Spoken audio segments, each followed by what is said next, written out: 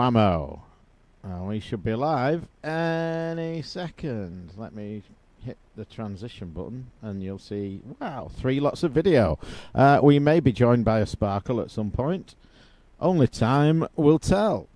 In the meantime, you've got us 3 to keep you thoroughly entertained. And it's November. And you'll see, wow, 3 lots of video. We need to mute that. There we go. The penultimate one of the year. The penultimate live news. Not sure where another year has gone, but gone it has. So what have we been up to since the last time? Well, this weekend just gone was Crash Live down in Kenilworth, the Fusion Retro event. So I went down there. Just the hardcore expo attenders. No Random, no Little Ben, no AD. Just me, Rob, Gareth, Mr. Butler, the hardcore. Jeff Neal was there, of course, and Paul Jenkinson. And I am sorry I missed that, because that sounds like a damn good time with that laundry list of scoundrels. Exactly. And Paul Jenkinson from the Spectrum Show on YouTube. They did a live Spectrum Show again.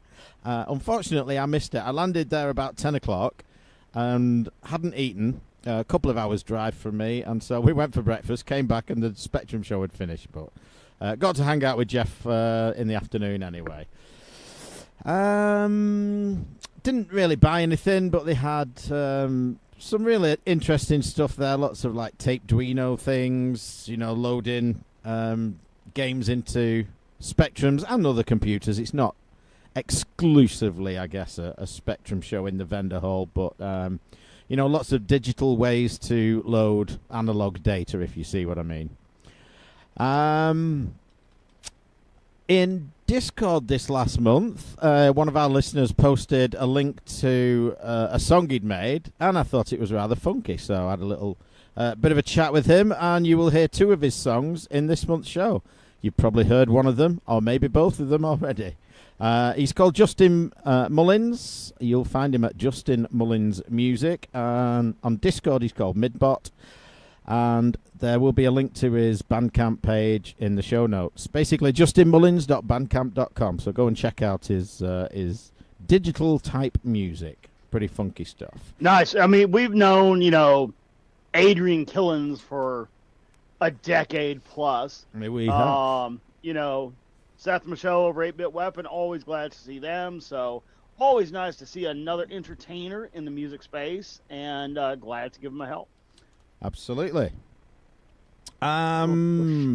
Movies-wise, so I watched a movie. I can't remember if I've mentioned it on the show before, but it's like a little independent film. It was shown at, you know, some film festival.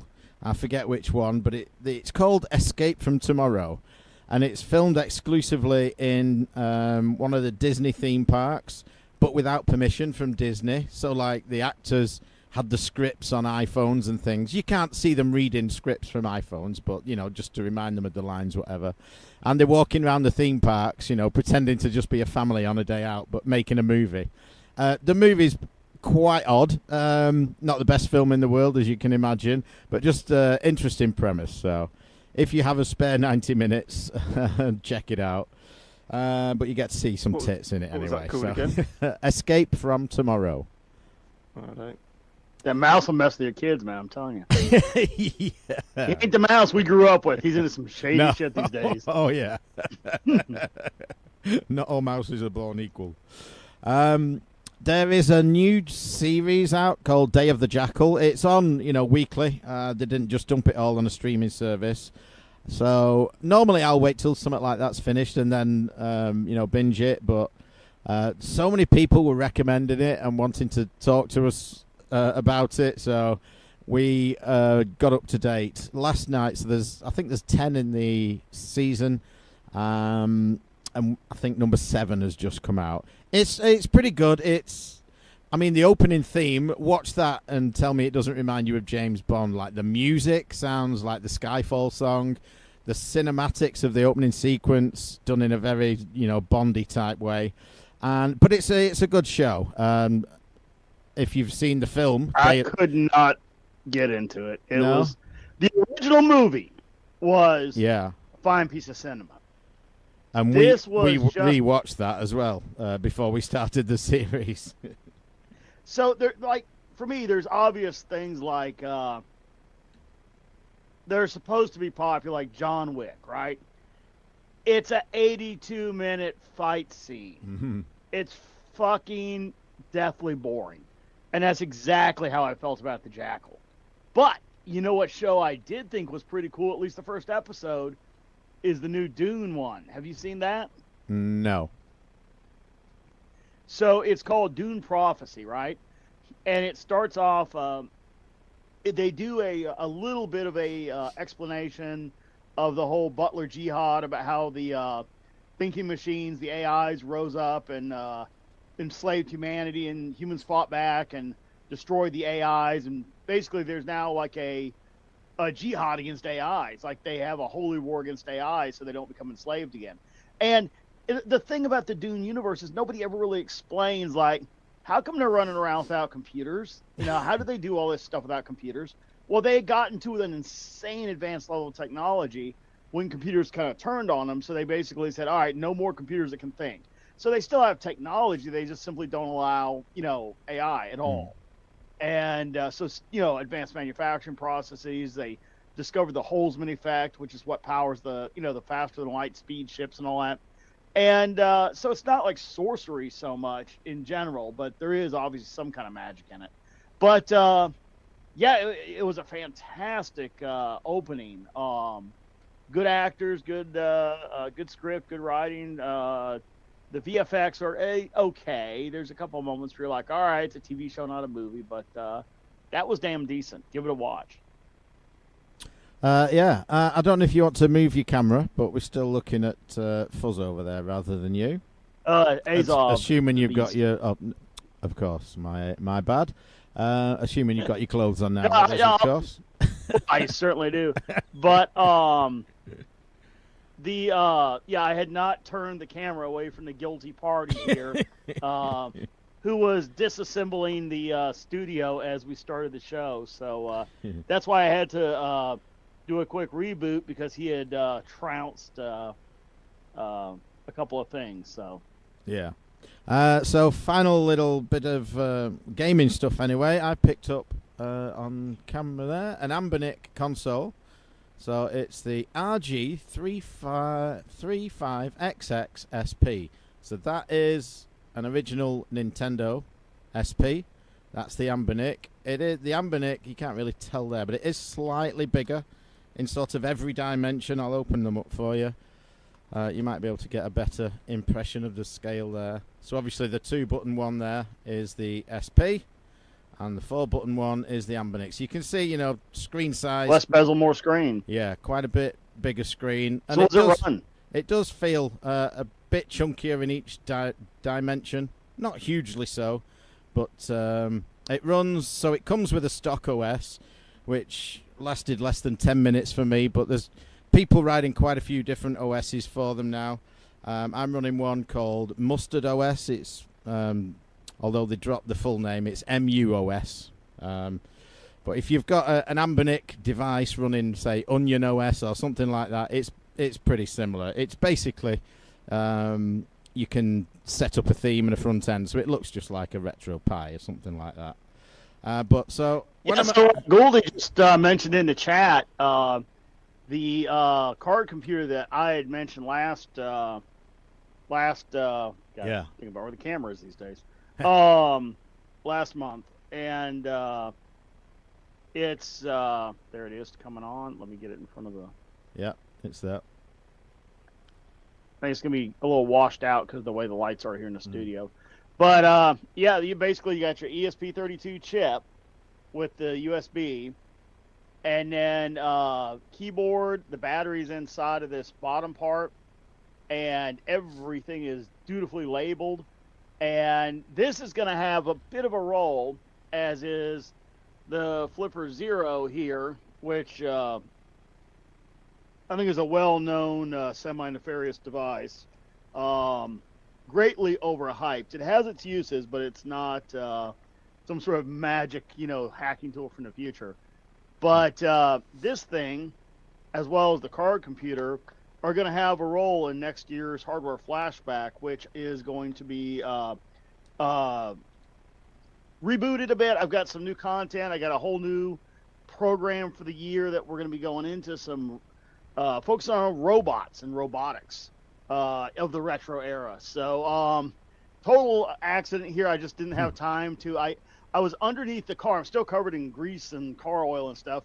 I was doing a transmission differential and engine oil change before I go on this trip I have to go on for Thanksgiving. So I literally just rolled out from under the car, ran downstairs, and didn't have time to straighten up the studio. But over there is a disassembled body shell for the Topo 2, and obviously the top shell for an Apple II.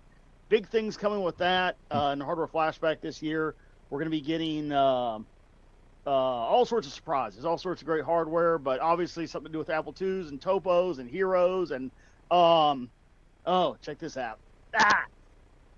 This is unscripted, dude. This is shit everywhere. But these parts here, kind of R2D2-ish here, right? And I don't want to scratch any of the finish on them. These are original components from the RB5X robot, which let me just carefully put this all back down here where it's safe. From me. And this vulgar beast over here. But yeah, so anyway, we're going to be bringing 2 robots to life, building a new original or a new reproduction of original hardware that's unobtainable, and all kinds of good stuff. So I'm looking forward to it, getting into it for the coming year. Nice. But yeah, those car computers are the bomb, man. They the thing that I want to achieve, the first goal, is I want a mobile terminal for the Androbot. Now, we may have to reach out and solicit a little user assistance here because I'm not a fucking developer. But I've solved some big hardware problems with this thing. So the first goal, and it is easily achievable, is just trapping using the Flipper's IR boards capabilities, existing software, to trap the basic commands that go to the Androbots to a little handheld remote. The real goal I want to try and achieve somewhere, and all this, the idea is, get all this turned over to the community so these bots can be practically used and, brought back to life. A lot of them are not functional anymore, especially if you don't have a working Apple II. But anyway, the whole car computer thing, man, I firmly believe, because this has an IR transceiver and you can get a more powerful IR transceiver, there's absolutely no reason this thing here couldn't totally run one of those bots with full functioning software. But I'm getting some hardware issues sorted out first over the year. I'll be talking to hopefully some software folks that might be interested in building something to contribute to the Androbot community and make these things a little more accessible to the general public. So that will be the stretch goal, is by the end of the year to have it controllable from a car computer. If I can get some people on board that are willing to join the project. Let's do a Kickstarter. Let's not. Let's just do this for the right reasons. Oh, yeah. I hadn't thought of that one.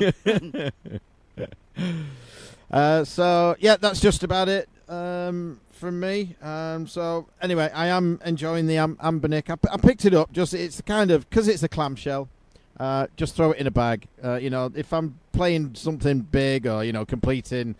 a Zelda, or I need analog controls, I'll use the Steam Deck. But if I'm going on a trip, like I just did this weekend, throw that in a bag, and you got everything up to and including, Dreamcast, PS1 era.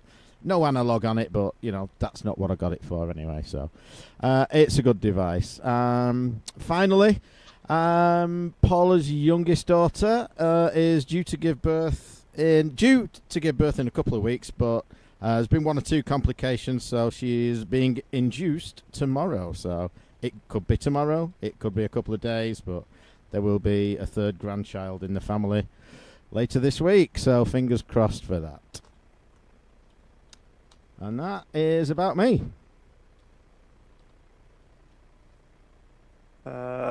Not really a great deal from me this month. I don't know what's happened. We had our quality meeting this morning, and I was doing the notes and realised it was week 48, and I was like, "Fuck, there's so much to do by in the next 3 weeks." So yeah, not really played a lot of games other than a little bit of Monster Hunter Rise still, and quite a bit more than I'd probably like of the new Pokemon card game Pocket app, which they've kind of sped up the game a bit, made the hand size smaller and things like that, made some tweaks to make it more of a phone friendly game. And that's been quite good fun. Yeah, I did spend quite a bit of time messing about with CAD projects. Got some people that want me to make some sort of specialist camping gear and bits and pieces, so I'm sort of looking at doing those until bits for my e-bike conversion come, so I can then start making various brackets for cargo loading on my bike. E-bike mods is always a scary saying, because the next thing you see is someone's house on fire. Yeah, it's not quite. I'm definitely staying well away from AliExpress for it. We'll say that, which is why I've got to wait for it. Well, I've currently got a shipping container number, and it's just left China and on its way to Felixstowe in the next 4 weeks or so.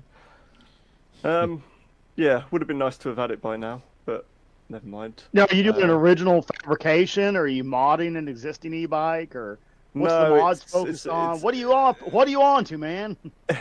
It's just it's a battery and a replacement front wheel, and a control unit. Wait, front wheel. So it's front wheel. Wait, does the bike already exist?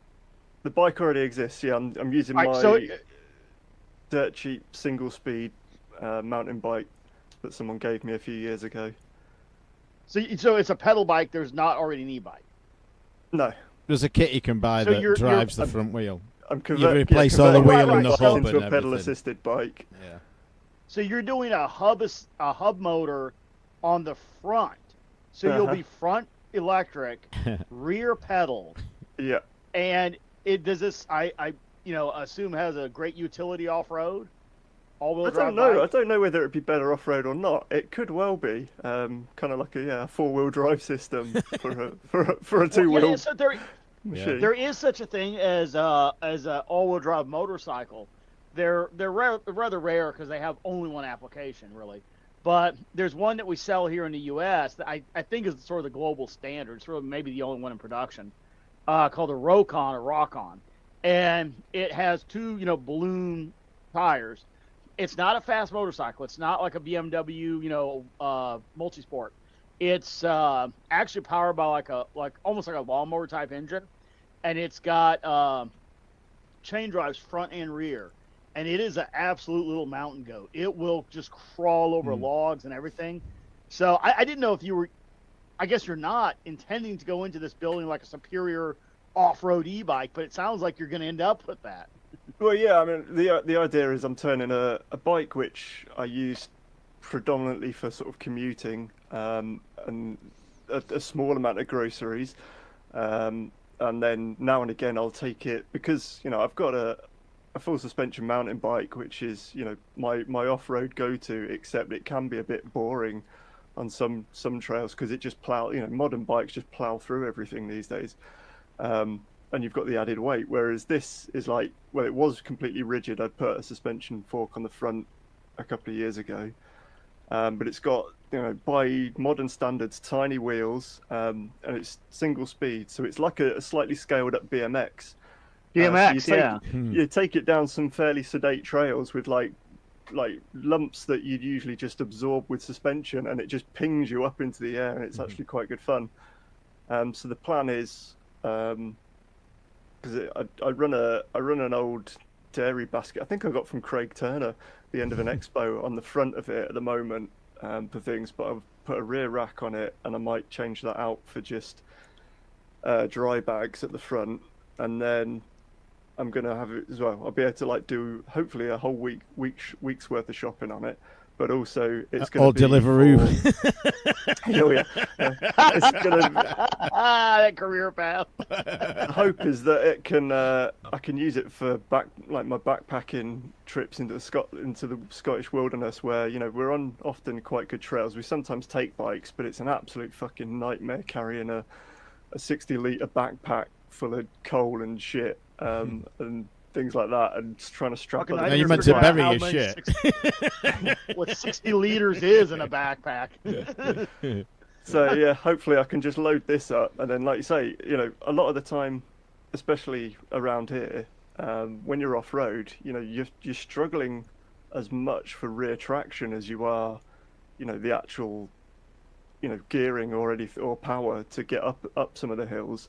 So do you have a separate throttle for the hub motor in the front? No, it's just works off a cadence sensor. So that So it might be a senses the- slight problem. So I've got to be able to keep pedaling, which is the downside. Where is the sensor at? Does it pick up on the? So obviously the wheel, it wouldn't account for wheel spin. So the idea being, I'm thinking here is if you start pedaling and you start getting wheel spin because it's slippery, it won't sense that, and the front should pull harder and assist you, right? it should still, yeah. In that case, How many watts is this thing? I wonder if you could just go back, pedal backwards, and Just launch your ass. Yeah. You end up on the floor and your bike fucks off. off. Anyone seen a bike?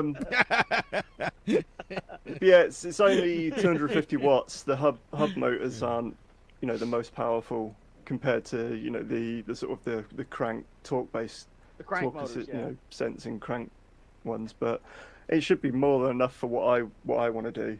So yeah, could be No, good fun.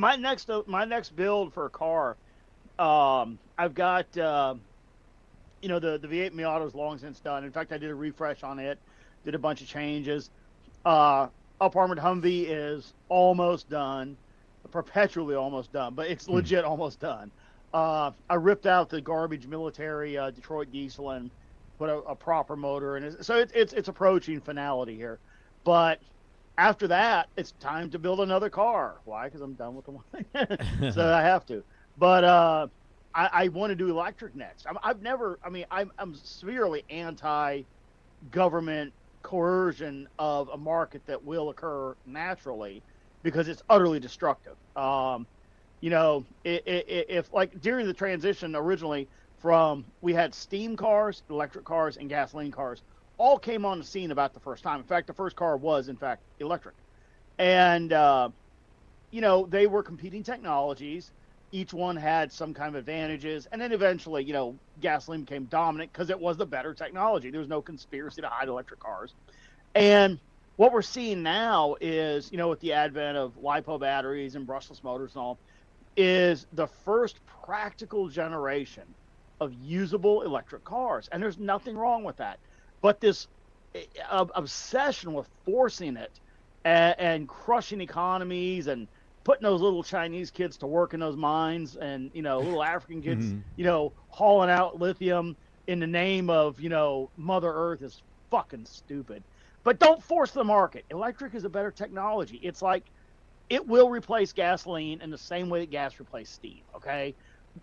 Gas-powered cars, and I'm a lifetime gearhead, obviously saying this, but gas-powered cars will look like, steam engine-driven cars compared to, their gasoline replacements. Electric cars will make gas cars look like that in due time.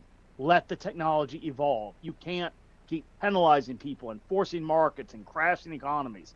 So, not a fan of that. But that said, I've been hot rodding gas my whole life. Blowers, turbos, big motors. I can't wait to play with electric because that's next level performance when it's achievable. So I'm legitimately fascinated with your bike project there.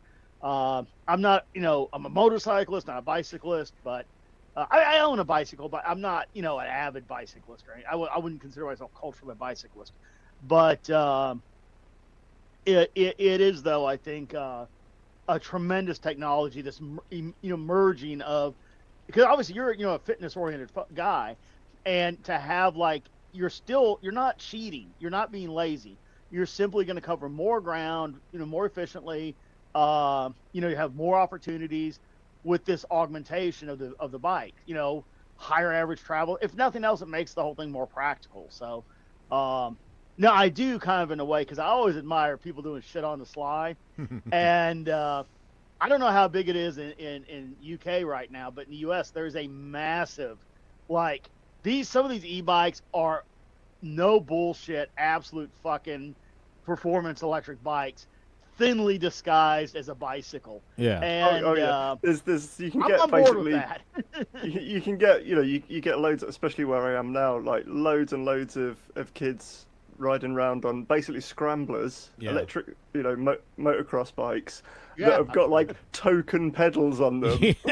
They're just there for plod, and then all the Deliveroo drivers like around town, it's just absolutely buzzing with them all sort of whipping around at 20-30 mile an hour, like never pedaling. It's like completely illegal like shit, but yeah, they just fly around everywhere. Carry on, sir. So I was leaving Lansdowne, this area, and coming up towards the highway, and there's like, because there's the old thing, bicycle. My belief is, let's pay some attention to physics, right? A bicycle, what is a bicycle more closely matched to in mass and velocity? A fucking 18-wheeler or a human being, a pedestrian? I believe bikes, I think it was an utter mistake of law. Bikes should be classified as pedestrians. They need to stay on the fucking sidewalk and stay out of the fucking road, right? It's not a good match for anybody. Mm-hmm. Now, many bicyclists, like if I go out and ride my bicycle, I'm staying the hell out of the fucking road where those cars are, 3,000-pound cars are doing 60 miles an hour.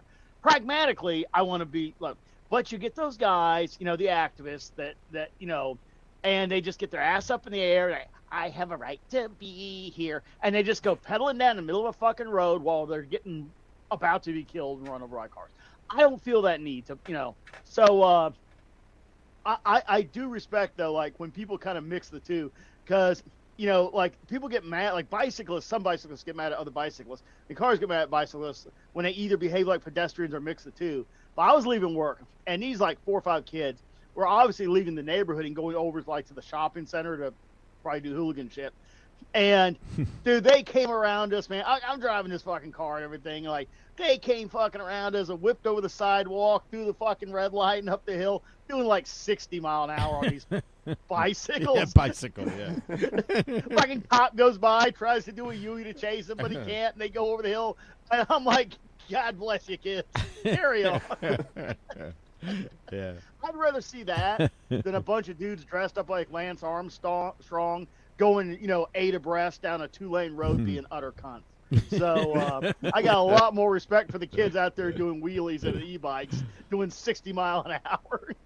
Yeah.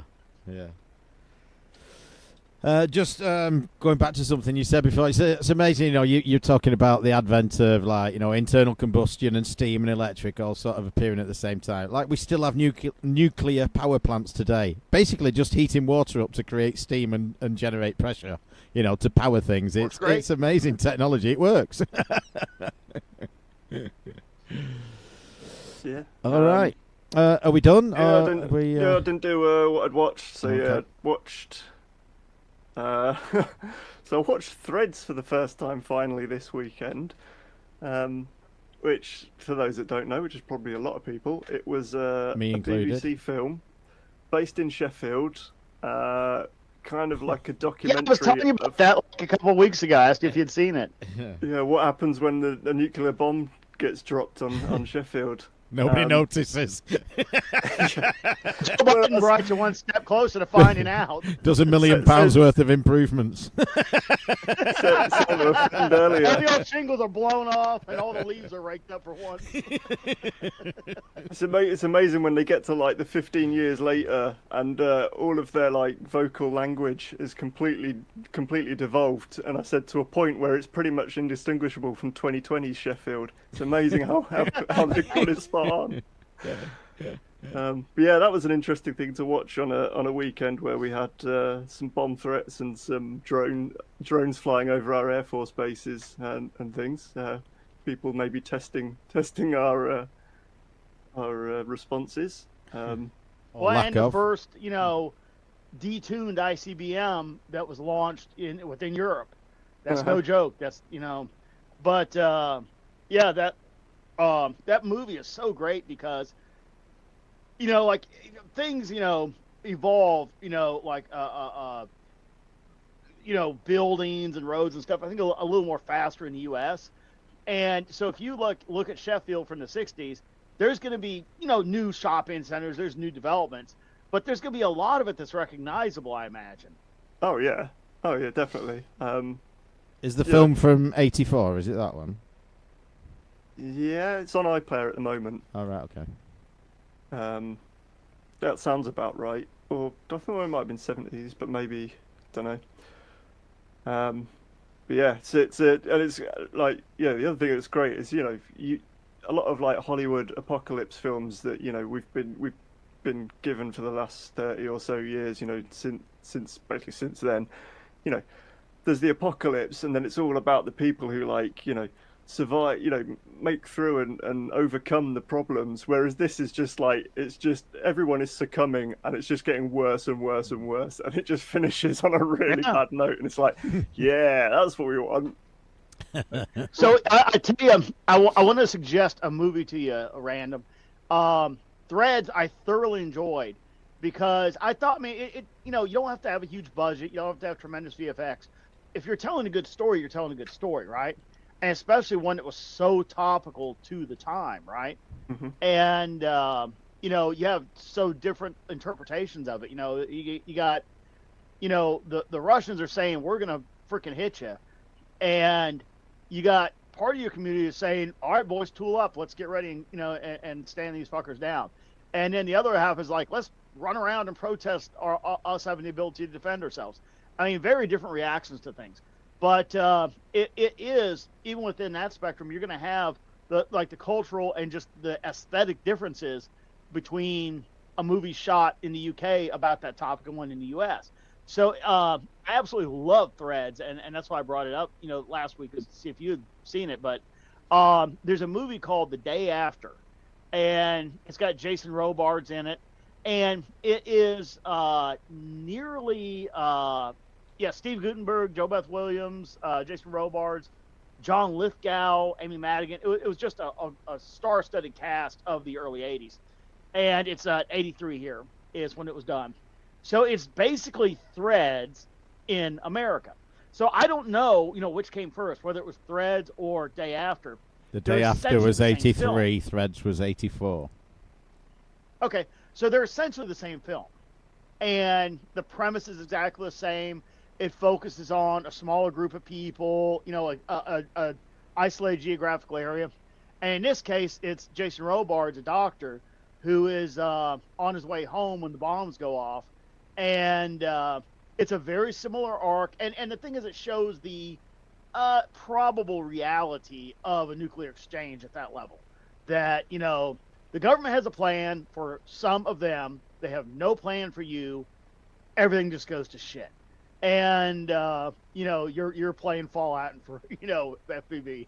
But it was Day After. I think if you liked Threads, you will really like Day After, because it's the same movie, just you kind of see the American side of it, what it would look like in America at that time. So both of them fine films. I think regardless of which one came first, it was just such a theme at the time that, of course, it's something that filmmakers would explore. So it would be unfair to call either one a copy of the other or whatnot. It's just, I think, two different takes on a prevalent theme. But it was pretty fucking. Both films were pretty fucking crazy of depicting some of the probable realities of that.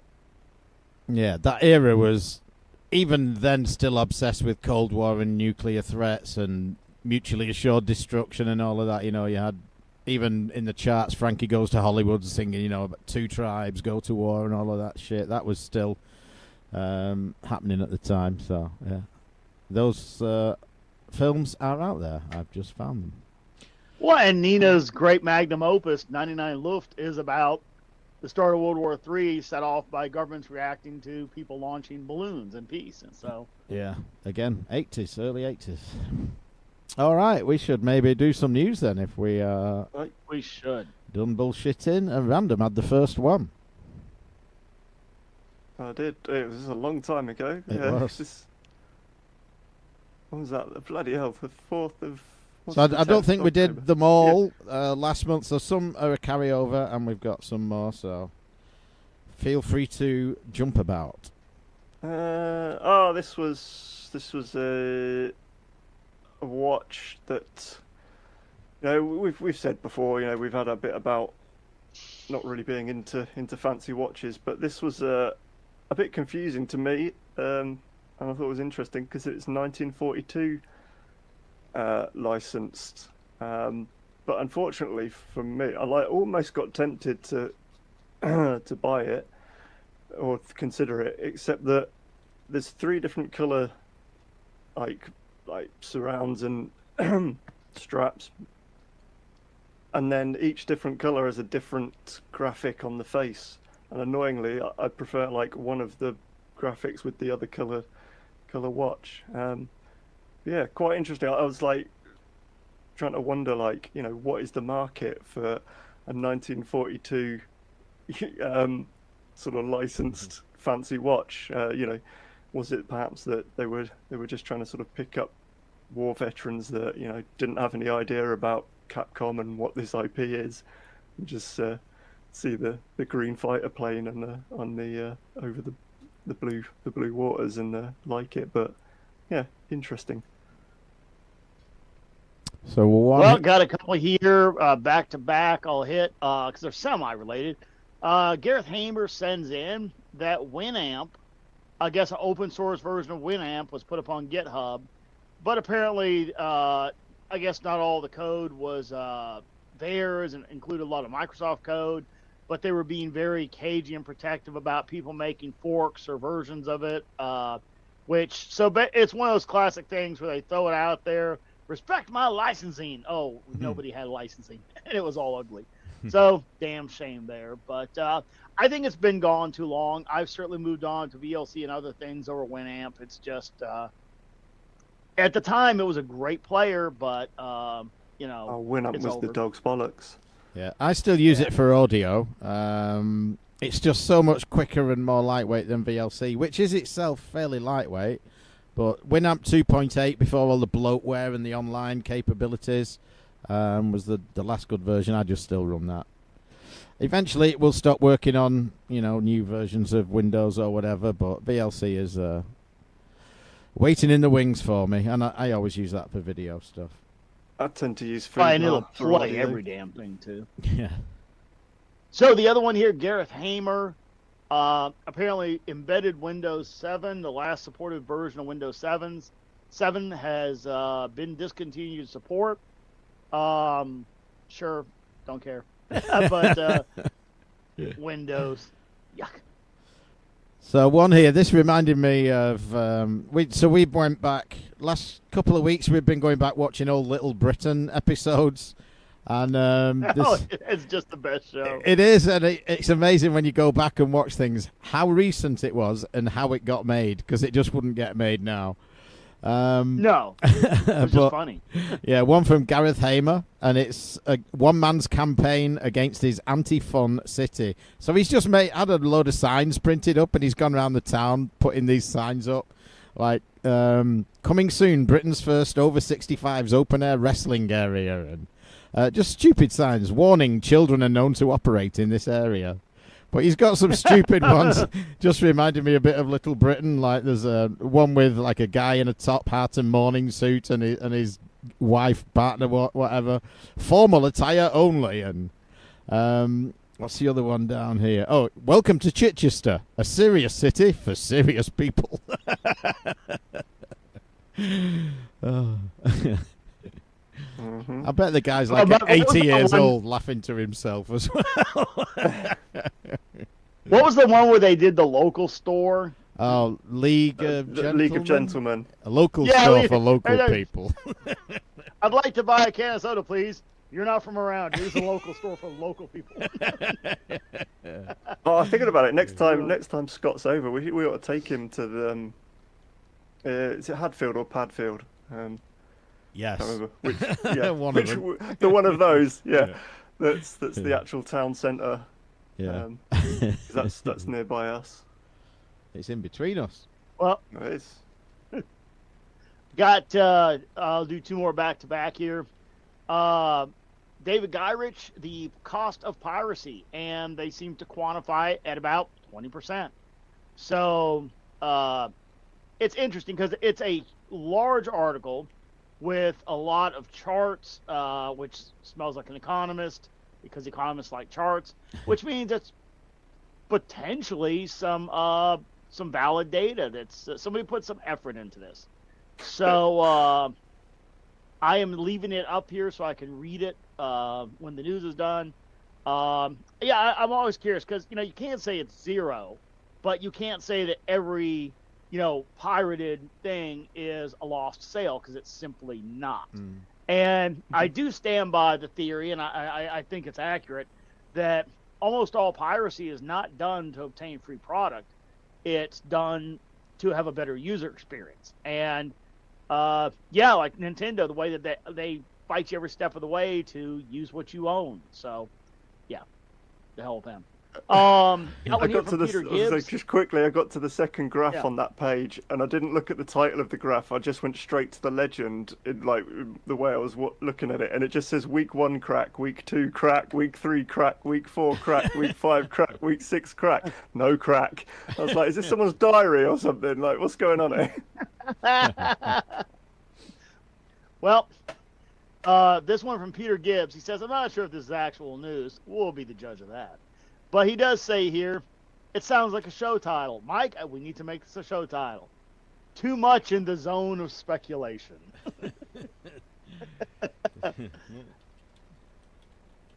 So, Peter, your request is for us. But it says here that former Nintendo employees say the photo of Mario teasing the Switch was very controversial in the company, and it got memed into oblivion. And people were kind of upset. They just said it won't happen again. Okay, so he's looking at it from behind a curtain, and that's I just don't see the controversy, nor do I really. I just like to see maybe, I don't know, a new Switch with a celebration of software and launching some new titles. How about Whoa, that easy, steady on. one? Yeah, I know. We've got some supply chain constraints to teach you about first.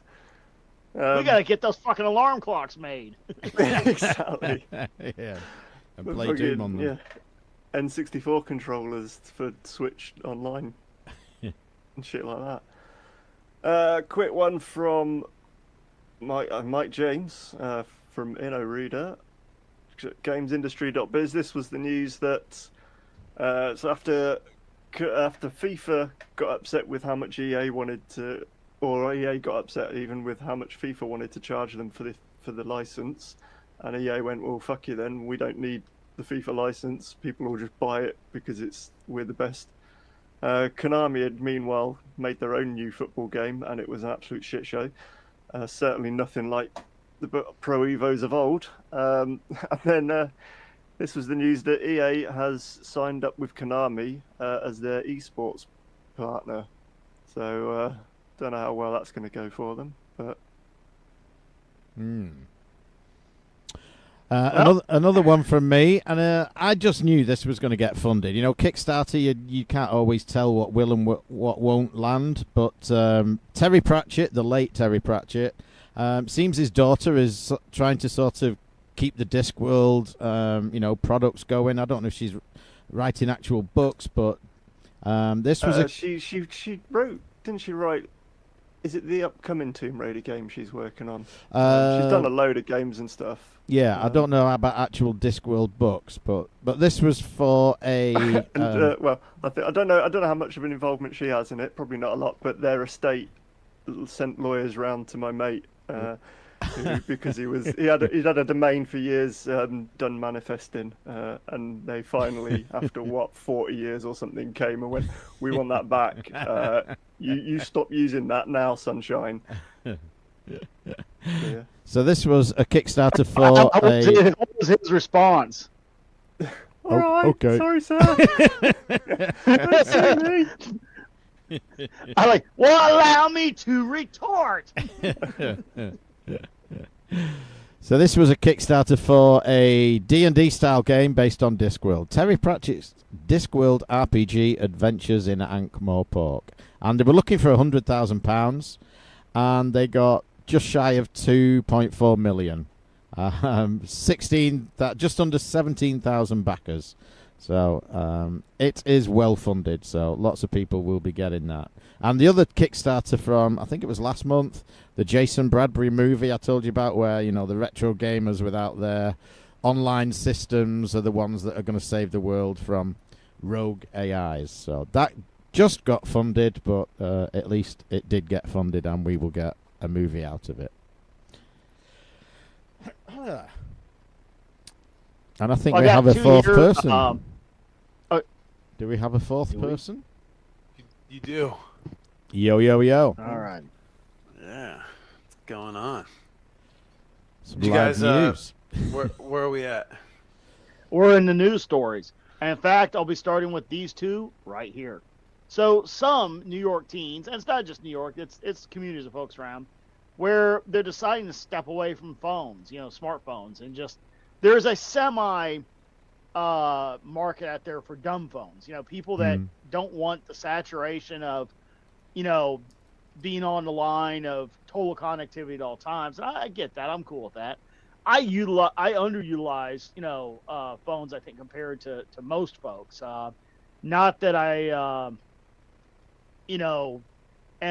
not, it's not so much any ideological thing. It's just, I got other stuff to do, and phones just got to wait. It's not that important to me. There's other things that are more interesting. So I have a very small number of apps on my phone.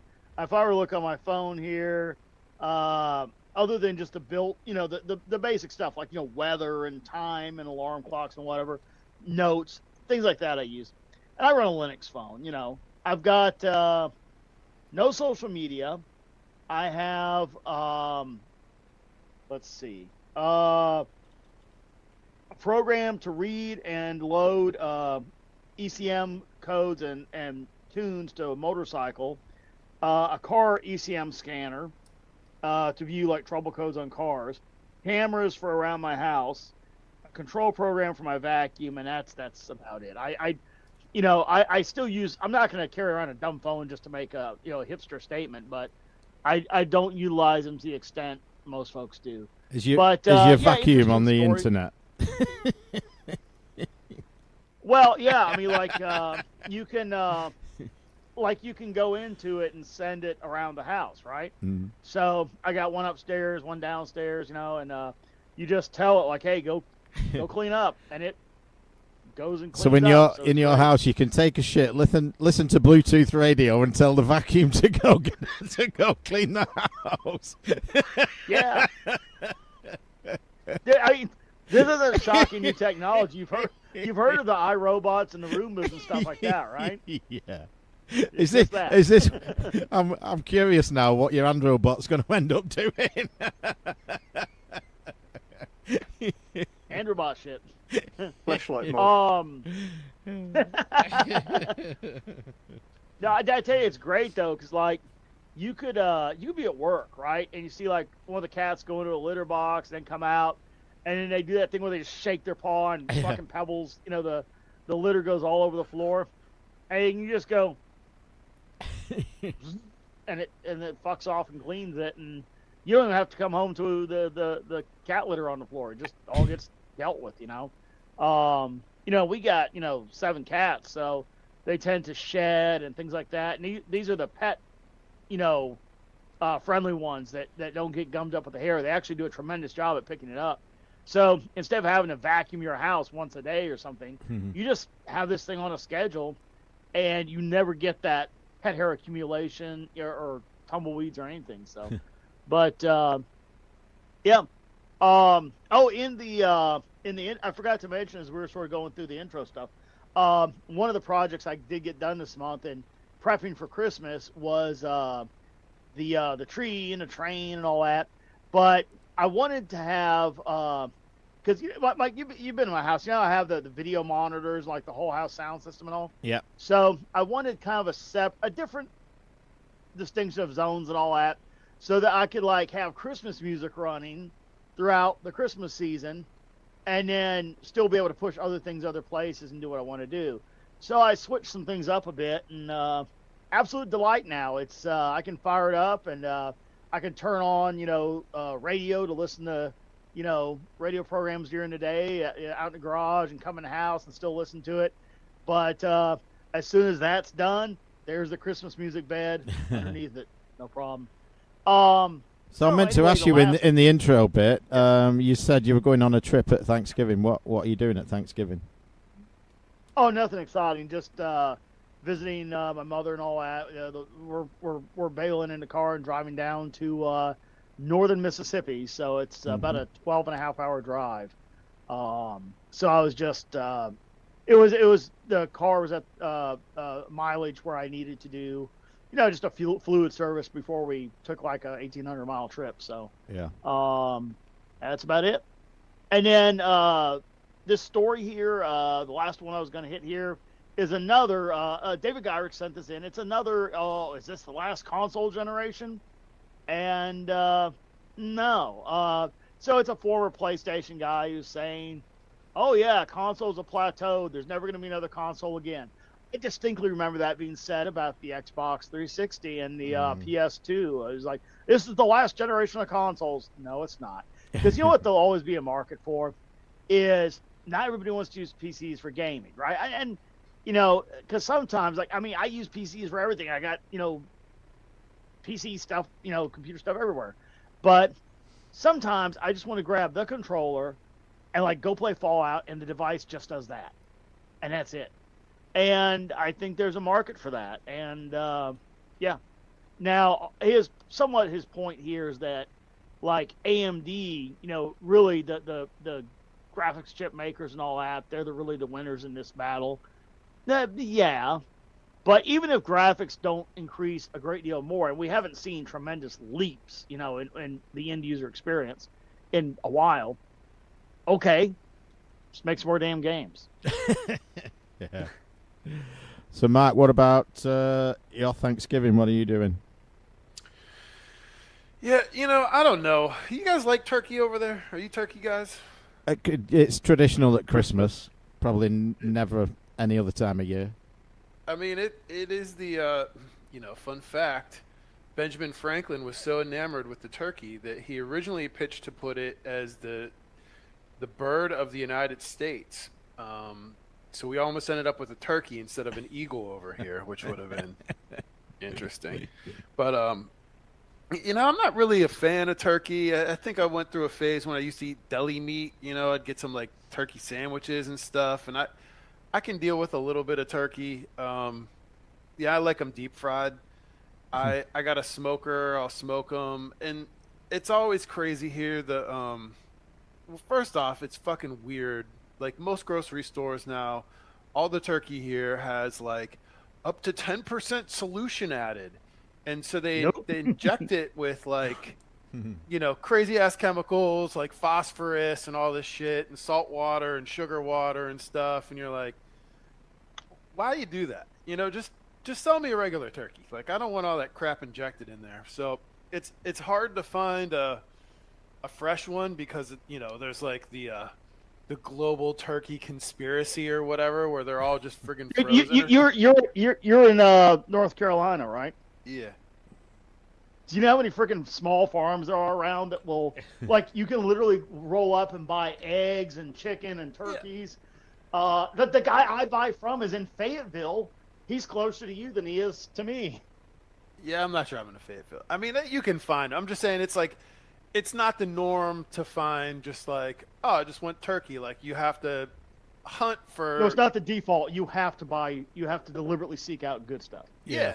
You can't just find, you would think there's all this damn turkey, but no, you have to seek out the good one. So anyway, there's something a bit of a turnoff with that to me, and there's been too many years where, like, so the big thing is, like, if you want to clean up on turkey, like if you're a turkey fan, you go to the grocery store the day after Thanksgiving when they have like the coffin coolers just on blowout, where they're like, it's 10 cents a pound, like come and get it, and you can walk off with like a giant 30-pound like Tyrannosaurus Rex fucking injected turkey for like $3 or something. And I've done that in years past, where we'll fire up the smoker, or like I have a deep fryer, we'll deep fry them and stuff like that. My favorite ever was I combined it. I smoked it, because when you smoke meat, it really only absorbs the smoke up until a certain temperature, and then you're kind of oven roasting it at that point. But I smoked a bird as long as it would take the smoke flavor, and then I deep fried it, and it was out of control, and that was really good. But yeah, just every day, like, I got family. We're gonna do a Thanksgiving, traditional kind of. I think we're just gonna. I don't know if I'm gonna smoke it or not. We have it kind of thawed out in the extra garage fridge right now, but yeah, I don't know. Rather eat some prime rib or something like that, I guess. Yeah, I do like a good turkey, and the turducken that's another good thing. If you're gonna do like a Christmas turducken, you go out and buy all that stuff, like you said, you go in the day after Thanksgiving, and for $30 you pick up $120 worth of turkey and duck and chicken, and then make your turducken. So Dave, you look quizzical. Are you not familiar with turduckens? Yeah. Oh no. Well aware of turduckens. No, I was just trying to think like what we used to do, because we used to eat turkey during the year, and then I remember we didn't used to do that at Christmas, and a lot of the time, and often we just didn't really bother with it, or I'd have gone off with some posh cunts, and they'd send me into the woods after a few drams of whiskey with a big stick to like scare all the pheasants out of the trees and for them to shoot, and then they'd send you home with like 2 or 3 pheasants, and so they'd get chucked in our freezer, and you would often have something like that for Christmas dinner instead. A lot of pheasant around at the moment. Yeah, turkey's kind of a disgusting looking animal. I mean, it is what it is. I think the magic of Thanksgiving is just, the gluttonous excess, and you want to eat early enough in the day so that you can, go for like a second serious round, like, early evening. And that's where you start like making your sandwich out of like rolls and smearing like mashed potatoes and shit and cranberry on with the turkey, and like maybe a glob of like green beans, because you're like, fuck it, I've just eaten so much shit today anyway, so I'm gonna like pile all this shit onto a piece of bread and start eating it. Yeah, I'm like making like turkey, like slabs, just good keto stuff, Yeah. Yeah, it's pretty good though. It's like, oh, I've eaten too much, I'm really full, can't eat another thing. Then you do a big burp and you're like, oh, no, another mouthful. Yeah.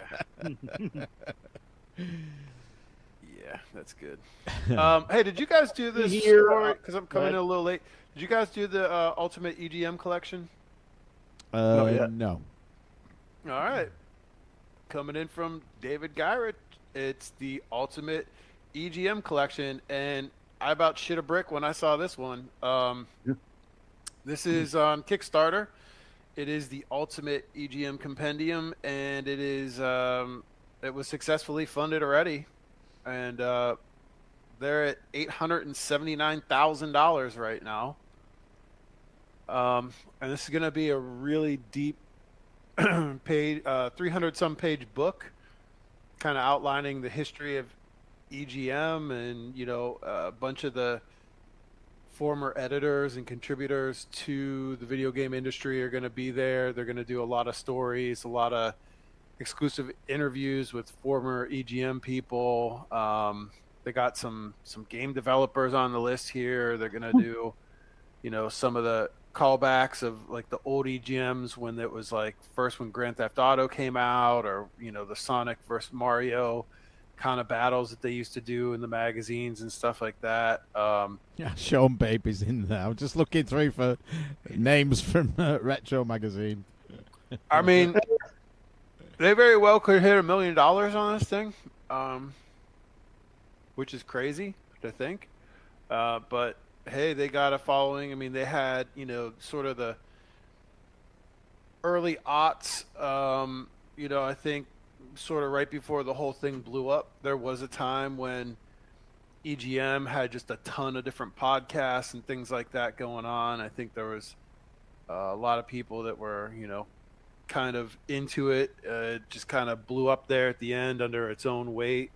But it was a staple for a long time. I mean, I just think the internet sort of relegated it to obscurity, and they just, couldn't fund what they had going on. But yeah, I remember some of those early EGMs. Like, I think I had the third one with the Iron Sword on the front. Some of those ones when I was a kid. So, it's interesting. How much is this thing to back? You can get a digital version for $20. So when did this start, like this late backing? Because it's finished. It was funded on the 14th, but is it still running? Because the money's still going up. Does that just mean it reached its goal, or the project finished? Because it says you can still pledge.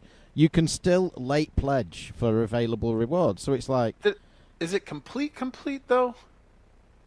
Well, it says it successfully funded. Now that could mean it just passed the goal, or it could mean it passed finished. its $35,000 goal. But it also says you can still late pledge, which suggests the end date has passed, and now you're just topping it up. At the top it says the campaign, on the tabs it says the campaign's ended.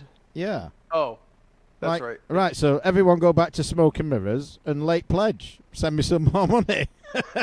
Send me money. Like, when did they start doing that? Isn't that what Tommy Tallarico's been doing, like, every 4 months for 2 years? Yeah. Yeah, but that's on different platforms. I can't believe they made almost $900,000 on this thing, though. Like, that's crazy. But hey, a lot of people really liked EGM, and got Michael Hobbs doing the layout and design. He was the art director at Play Magazine and EGM and stuff like that. Dude's a really good designer. You got Josh Harmon and Molly Patterson, the co-authors. I'm just a little curious on who owns EGM at this point. Like, it got sold. It seems a little dubious that they could... Eli. Wouldn't it be something? Dude, that would be hilarious. Like, that, my life would be like complete 360 if that happened. Yeah, I don't know. Like, it got sold off, and there was like a media conglomeration that owned it or something. I kind of can't quite remember the final death knells of EGM back in the late aughts, early teens or something like that. But so, I gotta think somebody owns this brand, or they can't just put the logo as boldly on it as they did. But in some of these old layouts and stuff, I don't know. It just seems. Did Conkle or Whirly or any of those people involved own any of it, or were they just employees there? Yeah, like, I think Dan Shue was the last editor-in-chief before it went under. Steve Harris was the editor-in-chief for a very long time. He's involved. Hey, remember the final days of Retro when Mike was trying to put together that last issue by himself? So on EGM now it says that Copying and pasting. EGM's back under the ownership of Steve Harris. Oh, is it? Yeah. Okay. Maybe. All right. Maybe Well, I got one here from Gareth Hamer, and there's actually an interesting YouTube video out there about this one, where a guy got Windows 95 running on DOSBox on 3DS, and he said it ran very slowly, but it ran. and that's pretty cool. I'm surprised surprised it actually worked, but yeah, I mean, who knows? Maybe I mean, there's tons of ways to run Windows 95, and obviously it wouldn't be useful for anything. But just to see it's kind of worth the laugh. Who knows what inspired that one? And Pretty another cool. Gareth Hamer pick here. What's that? Oh, as I said, it's pretty cool. I said I wonder what inspired that. I thought you named a narcotic or something. Oh, So Quaaludes. James Quaaludes, yeah. So Gareth Hamer sends in here. Sony learned nothing from Nintendo, and a decade old lawsuit against Datel that makes the I can't remember if it's Game Shark or one of the like products. Action Replay. Action replay. It's what they made, yeah. So they lost the lawsuit and said, yeah, people can make accessories and products for your console. Suck it up, Buttercup. Yeah. So one here A from couple David more. Gyrick, and he says LeBron James is a hardcore gamer. You'll find this in the show notes under LeBron James is a wanker because he is. Apparently he's quite good at Madden and ranks in the top 100 in the world. Whoop-de-doo. Whoop-de-doo. Well done, LeBron. Do you guys see that? Who are we talking about? He's a basketball player that likes to virtue Ah. signal and be basically a fanny. Did anybody send in that? Fair enough. Did anybody send in that Elon Musk was like the #1 ranked Diablo 4 player? Yeah, I heard that. I've not seen it sent in, and I didn't know it. Okay, it was in. It I was think in. it was like, in the. I think it was that he was in the top 10, and he was like #1 in the U.S. or something like that. I don't remember, but yeah, he's in it. Dude, Elon Musk, I mean, like, he must have... He's obviously got people running each of his businesses because he did that, which obviously takes a lot of time. He's on Twitter 24/7 winding people up. He's hanging out at Mar-a-Lago. He's getting ready for government. And he's still launching shit into space and making cars. I mean, does he sleep? I mean, what the fuck? He's the Howard Hughes of this era. You know, he truly is. But one of the fucking things about Musk that's most fascinating is his ability to do things that you and I don't consider like things that normal people do. He doesn't pretend not to be normal. And the case in point I'll give you is like, all right, so let's say, you know, work calls and there's a conference call and it's about, you know, some technical crisis or whatever. And each person's kind of going through their their observations in the issue. And, you know, you're waiting for them to come around to you and you're like, yeah, it's going to be this because of this, right? And you're sitting there fucking playing Fallout on your PlayStation. You know, you're at home, right? You got the headset on, you got your feet up and you're playing Fallout, right? And then they come around and go, yeah, Scott, what do you think? Dude, K-band modems aren't going to handle that kind of load unless we do, you know, and you're, you know, okay, so what? Normal people do that, right? Well, especially I would think people like say Mike's industry, right? They call him from work and they're like, hey, all the iPads are offline on Wi-Fi, and Mike's sitting there, you know, playing Pac-Man on the 2600, and he's like, bang, bang, bang, bang, bang, bang, bang, bang, and he goes, yeah, well, the cause of that is, remember when I said we needed that other router and the mesh network that can handle that, and then we declined that purchase? This is the consequences. So do we want to go ahead and get that on order, or what? And you know, bang, bang, bang, bang, you know, you can do that, right? Musk, as you know, you don't see the serious people, the C-suite executives. You don't see typically like the CEO of the company sitting with his feet up playing PlayStation as he's fielding these questions, right? And the beauty of Musk is that he does.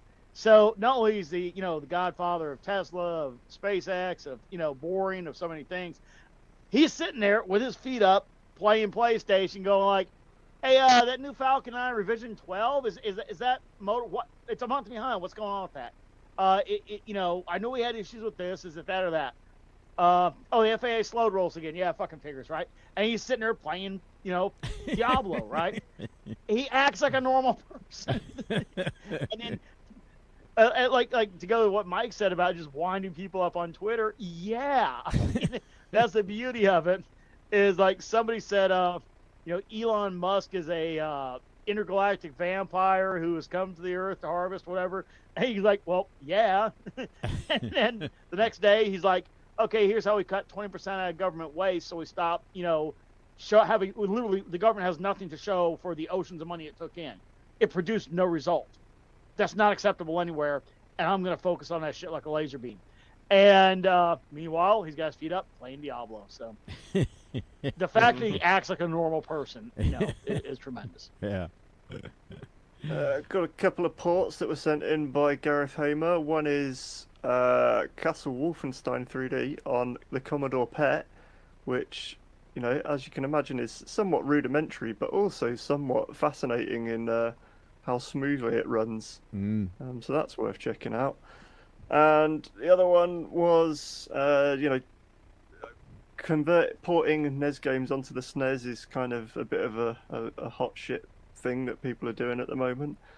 And the guy who's ported it a while ago, Kid Icarus to the SNES, he's going back and taking backgrounds from the 3DS 3D remake that had all, instead of it just being a completely black background, they put some fancy backgrounds in. He's converting all of those into 16 colours and chucking them all on the Super Famicom version.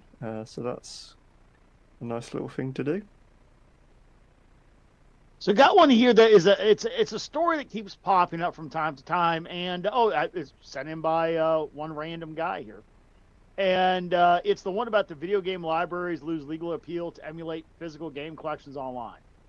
Now, this has been since, I don't know, browsers developed the ability to run code and, to actually run like small emulators and stuff. There's been this idea of like, okay, well, we only let one person use the ROM at a time, I mean, look, I don't see how that was ever going to fly. I got a giant ROM collection. I think everybody should have a giant ROM collection. Sparkle's got a giant ROM collection now. I know all of us archive, ROMs, because we don't trust that, like, companies like Nintendo are going to come and whack them, But I don't think it was ever... I think ROMs are kind of like your business. Like, you obtain them, and you utilize them as you see fit. And the majority of us are still game purchasers. I mean, I've got a purchased PS5 up there with stacks of fucking purchased games. I am a buyer, right? I also have, terabytes full of ROMs of the archives history of video games. So I'm okay with both. And, any company that wants to deprive me of that can just go to hell, But, yeah, the Strong Museum of Play, I guess, had ROMs online. It's just not going to work. Just, I think you got to give it up. I think it's just antagonizing the companies and giving them something to say, look, they're putting our games online to play for free. Yeah, technically you are. How about you just leave ROMs be the subtle, quiet thing that we can put out there on torrent, we can trade amongst? Maybe a smarter idea. Yeah, I mean, if you develop the game, are you putting the ROMs out there for CG Adventures for free? Yeah, have done for about 10 years. Yeah. But next question, counselor. There's what 5% of ROMs these days that companies are actually actively trying to market and sell, and provide, and get revenue from in some way. The rest of it, they're not doing anything with that catalog. Like, why should they give a fuck? It is crazy. I think if there was a good legal way, you kind of wonder. Like, think about our top 10. People already heard the top 10? Yes. I mean, bros, I had to go through so many shooters this last month for research, and I had to remember some of the ones that you guys picked, and I had to go and I just went through so many shooters, and where the fuck am I going? I can't remember every goddamn shooter I played, and I had to go back and use some of the ROMs and stuff, and I get it, yeah, but honestly, a lot of these games, it's well, shit, you want to go play some of these, where else are you gonna really get them? Other than some old media or something, if you're lucky to find it. you're just not. But if somebody had it for like $1 or something, or I don't know, you would probably pay the dollar to just download a clean copy and have it. If it was easy to access, because I'll tell you, like, look, I started assembling a RetroPie, and like, I'm definitely the least technical with this stuff out of the whole crew, and I didn't want to ask any, like, hey, where, what should I do? Where should I go? Blah, blah, blah. And I've had ROMs on little USB drives and shit like that in the past, and gotten collections here and there. And like, it always feels like you're chasing something. So that's why I got that definitive Kin Hank, like, fuck you, 12 terabytes. Everything's organized. Everything's been scraped. Everything's like perfect and flawless. I'm like, you know what? I'll pay the money because somebody put it together and it's clean. And it's like, I love that because I was trying to go and find shit and scraping different sites and going here and going there. It's just like, it's a pain in the ass, and some of them don't work. And, it's just like, I don't know. There's just like bad ROM files out there, or like when you go to scrape, you can't find the box art for it or something. It's just like, it was nice to have a nice, fresh, clean set that I knew was working. It's strange that like there just isn't a definitive, like, like what Scott's saying. I do sort of like your communist view of the future of ROMs, where there's just like this hidden library that you can access that no one talks about, Fight Club or whatever. Your sort of Marxist utopian view of the ROM world, but it would be nice. Mm-hmm. Yeah, I don't know. I've got a pretty well curated set of ROMs, and there's a lot of stuff in there I don't care about, but I just have for completeness or whatever. And I in no way feel any guilt whatsoever, concern about taking a 30-year-old ROM out and running it on an emulator to experience that game. I'm sorry, that commercial viability is long since passed. But if you want to make a quality product, how many freaking things have I bought that like were licensed? How many mini consoles and mini computers do you have? Yeah. Dozens, because they're cool. Yeah. Nintendo sold me the SNES, the NES Mini. Sony sold me the Sony Mini. Nintendo. Oh, I also got the Famicom one out of Japan. Right next to it, there's a Generation Next, one of the first Nintendo clones Nintendo would love to have existence. I spent money with both companies. Everybody wins. Relax, But yeah, I think companies have a vested interest and a right in protecting their current gen console from piracy. But beyond that, I think it's a giant circle jerk and a waste of money. So, possibly a giant circle jerk and a waste of money, or maybe something really cool, remains to be seen. The Oregon Trail action comedy movie. Now, as soon as I heard about this, my thought was like, so is this going to be like, what am I thinking of? Miracle Workers with right, yeah. Harry Potter and all that, I actually have still yet to see that. I just haven't gotten around to it. But it sounds almost like Miracle Workers set in the Old West in a way. Like it's going to be this zany, wacky kind of world, but I don't know. Until I see it, I can't possibly tell you what it is, but I do hope, I wish them the best. I hope it goes well, because it could be done right, and it could be fabulous, or it could not. But the other one here, submitted by the random one, and it says, I feel like we've been here before. And I brought it up, and I thought, well, what are we on about? The project is a complete scam. The internet isn't convinced by the Super Sega FPGA console. Don't give these people any money. I thought, wait, what are we here? We've been keenly following the Super Sega project since its inception. And understandably so, as huge Sega fans here at Time Extension, we love the idea of having a single system that plays all the company's home consoles with the exception of the 32X with FPGA accuracy. However, almost from the start, the venture has been subject of intense scrutiny and skepticism. Amid accusations of peddling vaporware, the team behind Super Sega recently posted a video of the prototype PCB in action. Nary a fan in sight. But rather than satisfying people, it seems to have had the opposite effect. And I thought, well, as Random said, I feel like we've been here before. Several people pointed out the demonstration video clearly shows edits before the game is loaded. Or somebody trying to falsely O.J. Simpson style force in a cartridge. An accusation has been prompted with the Super Sega team that has prompted the Super Sega team to release another video.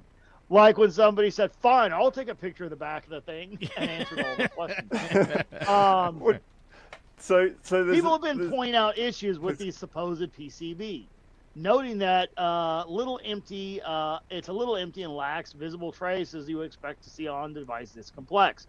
Well, yeah, but this could be, I'm looking at this board, that could be a large ground plane shielding. It could be, I mean, the real board's underneath. Well, it is.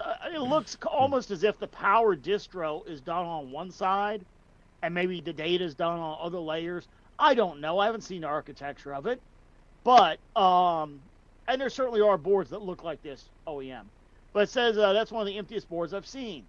Well, yeah. I mean, okay. So I could show you. I could go over here and grab my MCC 216 off of there and open it up, and it's damn near barren. It's just the Cyclone FPGA and a couple of ports, because that's what it is. Okay, but it says here, others pointed out the massive heatsink is so large it obscures the FPGA chip underneath. Well, FPGAs generate heat, and here's a heatsink, but it's got a hell of a fan. So imagine how cold that must run. Yeah. It says it looks like they just ordered a bare board and slapped some I/O ports and a heatsink on it. Well, we've certainly seen that tactic done before, where somebody takes a bare dev board and throws a smoked shell over the top of it and says that we don't have analog working, only HDMI, as they have only analog monitors on their table in their obviously pathetic one-bedroom California apartment. Yeah, so, boy, predictions, thoughts. What I love is the fact that they're using a compact flash card as the storage, when the entire industry for 15 years has been for single board computers and stuff has been using SD. But hey, why not? I love the second link further down. Was it you that sent that one as well, Random? Yeah, it was. I don't know, but Super Sega Boss rocks up in his Lamborghini to beg for your cash. But there was a clip out of the CU podcast have clipped out a section and put that up on their YouTube channel like a couple of days ago of discussing this, and like they go through all of the story, the board and the stories, and the video was like, in response to people saying it's not a real product. They then have this bit where this guy's driving along drives in his Lambo, spends 3 minutes trying to parallel park it, and then gets this shoebox out in the pouring rain and puts it on the top. And like the people have been saying, like, why haven't you given these prototype boards to other people to independently like look at and sort of preview them? And they're like, oh, we've only got 2 boards and they were £15,000 each or whatever. And then he's like puts it on the roof of his car in the pouring rain, and it's just getting piss wet, like rained on. They're like, I thought this was meant to be 15 grand. And then they're like, we don't have enough money to make any more. What's the fucking Lambo then? Whoa, hold on, let's not get rash here. Now, in all fairness, and they do actually. Park? Well, yeah, you can't park a Lambo in a car park, no. But there is one point though where they're like, big spots. where they were like, I don't remember. I don't think Mike Kennedy ever had a Lambo, did he? Like, no. Dude, when I had my Diablo, because the Diablo has the doors that flip up, It was, you did the old Countach trick, right? Because like at least Ferrari has some fucking rearward vision. You can see what the hell you're doing. And I got a beautiful camera on mine, dude. I got this like super wide angle lens. I think it was like literally $39 on Amazon, and it feeds into the front. But I can literally see from like the edges of the bumper. I can see everything, and that is a game changer. Because what you'd have to do with the Diablo, because you couldn't just like kind of crank the window and see anything useful. It was just this giant wall there. So you open up the door and then you hop out like onto the sill and back. And unless you're a wizard at doing that, it's a god awful experience to try and park one of those anywhere. And you look like just an utter tool doing it no matter what. So I'm willing to let that slide, but here's where I think there may be some shenanigans afoot. There's this guy here at Kevtris, yeah. And he made a comment here. So he said that PCB is not running any games and cannot run a single game. It is missing everything. There's no power supplies to run the FPGA. There's no RAM. They do show DDR3 and DDR4 RAM module plugged in, but it's not connected to the FPGA, and it's simply too far away from it to actually function. If it was hooked up, if it was even hooked up, there is no. Oh yeah, you look at the tight timing like on a modern motherboard. Well, hypothetically speaking, RAM like this, you know, you look at the physicality of the connection, the proximity to the CPU. Hell, that's why PlayStation did not go to. You look on the PS5, how they have the RAM and the storage is under that same umbrella, and the way they architected all that wasn't just to be cutesy. That's because that's what you need to get those speeds and throughput. But anyway, to continue, there is no HDMI drivers of any kind. Just everything is missing that's required to make it work. If you give these dorks money, you're most likely not going to see it again. I think you saw his money. I will disagree with Kevtris here. I think you saw that money trying to parallel park. You won't be getting an FPGA system unless they totally redesign it.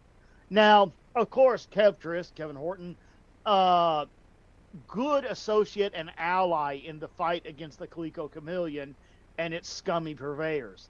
So, of course, owner of the core store. Yeah. Proprietor of the core store. Yeah. So if Kevtris makes the observation, and of course there is an Atari H thread, so I may have to shit some time to go take a look at this and maybe do a little lightweight trolling. It's interesting in concept to me, like, that, like, hey, it's gonna be this crazy Sega shit and it's gonna play all your Sega stuff and it's like the ultimate Sega fanboy all-in-one console or something, but like, am I missing something? Like, why the fuck do we need this? Like, you're like, not, and we don't.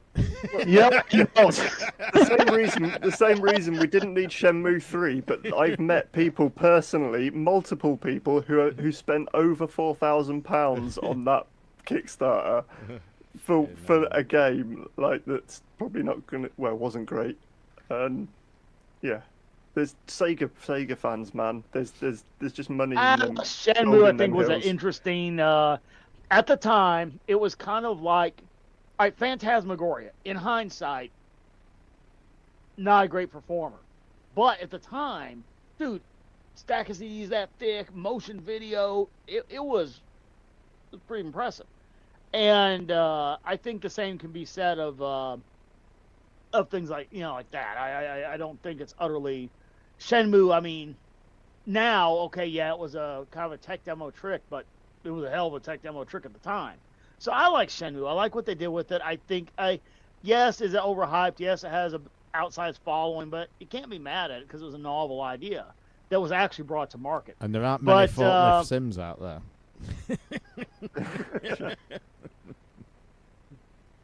But my God, man, the idea of doing another fake console with fake hardware, considering the world has shown you their ability to ferret it out. I mean, how is this? What is this guy's name? Where is he out of? Phil Adam. I think they're Spanish. They're Brazilian, I think. El Canadillo. And then Mexico Mike. So, here, as I'm looking at this board, like I said, if they were doing some clever design, okay, but obviously from a sliver of a screenshot, there's only so much you can infer.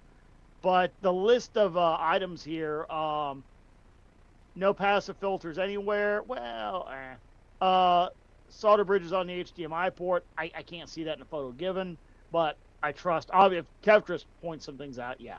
No VRM circuitry for the different power rails. Yeah, true. No coupling caps around or below the chips. Well, maybe in other pictures, but yeah, I don't know. Obviously, I think Kevtris has spoken, and that is that, because I can tell you his assessment of the Chameleon was spot on with no gray area. So,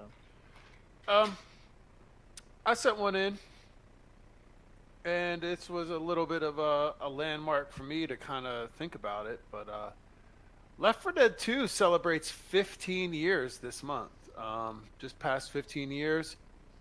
And as it stands, Left 4 Dead 4 is uncertain. 2023 people found, Left 4 Dead 3. They found a mention of it in a Counter-Strike 2 source file, but it doesn't seem like it's coming anytime soon. And Valve just kind of gets around to shit when they feel like it, I guess. And hell, I still played Left 4 Dead 2. It's kind of crazy to think that thing's 15 years old, but still a hell of a lot of fun for me. Yeah, wow. Did you try Back 4 Blood at all? I did, and I actually played that with Scott a little bit. Didn't you get it, Scott? Yeah, I've got it. I haven't had a chance to play it all, but I got it. Because that was some of the developers of Left 4 Dead, wasn't it? Yeah, I enjoyed that. It was a lot of fun.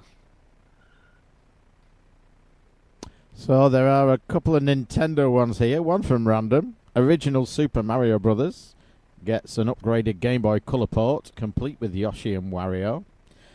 I did try that one. Very small sprites. You need good eyes to play it. And then the other Nintendo one was probably, most people will know about this by now, Nintendo Music, where you can pay Nintendo to listen to Nintendo music. So it got some mixed reviews. Obviously, lots of Nintendo fanboys loved it, and there were lots of people who didn't. So I just sent in one just after. So I watched the video of it on YouTube, and then the comments were the funniest thing about it for me. I'll just read you a few examples. Nintendo is seriously the only company to have their next-gen hardware leaked and then respond with an alarm clock and a music app. My favorite Nintendo song. My favorite Nintendo song is video unavailable due to copyright claim. The other thing about this was they weren't naming, I don't know if they've changed their mind on this, but they weren't naming any of the developers, composers, or musicians on the tracks. It was just, this is Nintendo music. So someone said the composers and musicians really deserve to be credited. There's already a track information button. Does anyone agree? Nintendo, please support the wonderful artists by crediting them. I can't believe the Switch successor is Nintendo Music. They had me until needing an active online membership. Back to YouTube playlists, I suppose. So, what? No. So what do you reckon, Random? Are you going to subscribe to Nintendo Music? Do you get it as part of a Switch online, or is it if you separate? Switch online, so theoretically I could get it, but I'm not going to. I like the only real use it has is there's a song from Xenoblade Chronicles X, which I often will play on repeat, or the Wii Shop Music channel. Music. People have just been putting that on, like using the extended play function to just make that loop for an hour. But these are all things that you can just do on YouTube. Yeah, but someone else said here, say goodbye to every single Nintendo-related video game soundtrack anywhere on the internet. Well, yeah, and that. Because they are now going to go after people hosting music as well as ROMs. So, just a little sidebar here. Rockbox and the original chiptune music formats. That's the best way to do it. Yeah. Yeah. Little sidebar. With the Switch successor coming out, I guess next year, 2025, right? What games do you think that they will come out of the gate with? Because you got to launch a Zelda, console Mario. with a good. Nope. Well, no, it'd be a remake. Well, an upscale, up-res of Zelda: Tears of the Kingdom. There probably will be a Mario. I doubt it on launch. You know what you're gonna fucking get? You're gonna get No, another I think re-release of what's that one Zelda game that gets rolled out every year in a new re-release? What am I Twilight thinking Princess. Link to the Past. Oh, No. Wind Waker. No. The one I can't remember, but it's like every time I turn around, they're re-releasing this game. You know. They'll do a new Nintendo Labo that what you do is instead of selling you more cardboard, you just use your old Switch box before you put it in the dumpster. for a fee. Yeah, I mean, I think it's been a while since Mario Odyssey, so I could see them coming out with a fresh, proper Mario. Got it. There's a lot of talk that they've got that pretty much ready to go. I feel like a proper Metroid. I'd have said Metroid Prime 4 would be a dual release, but I don't have any faith that that's going to be ready in time, even for the Switch release that they've got planned on it. Yeah, I mean, I would like to think that they're gonna have two heavy hitters, and then they'll have some kid game shit. Is Splatoon 2 long in the tooth at this point? They've Splatoon 3. It's been Is out it? a long time already. Yeah, I don't think they'll do another Splatoon at the moment. Stardew Valley, the sequel. Yeah, There'll be there'll have to be snipper some kind of clips, like kitty 1-2 game. switch. There'll be some goofy kitty game that we never heard about, like Hula Hoop Challenge or some shit. Yep. You know what? You probably nailed it. It'll probably be Hula Hoopsters and a re-release of Final Fantasy VII, the super mega upscaled Switch 3 edition. There's like a new Metroidvania that came out on the Switch that just got released that I want to check out. I forget what the hell the name of it is. I'll look it up here, but it looked pretty good. It looked like a proper Castlevania kind of Symphony of Night deal. Did you see the what's this? Mega Drive / Genesis fan port Mega Splatterhouse just got a demo for Halloween.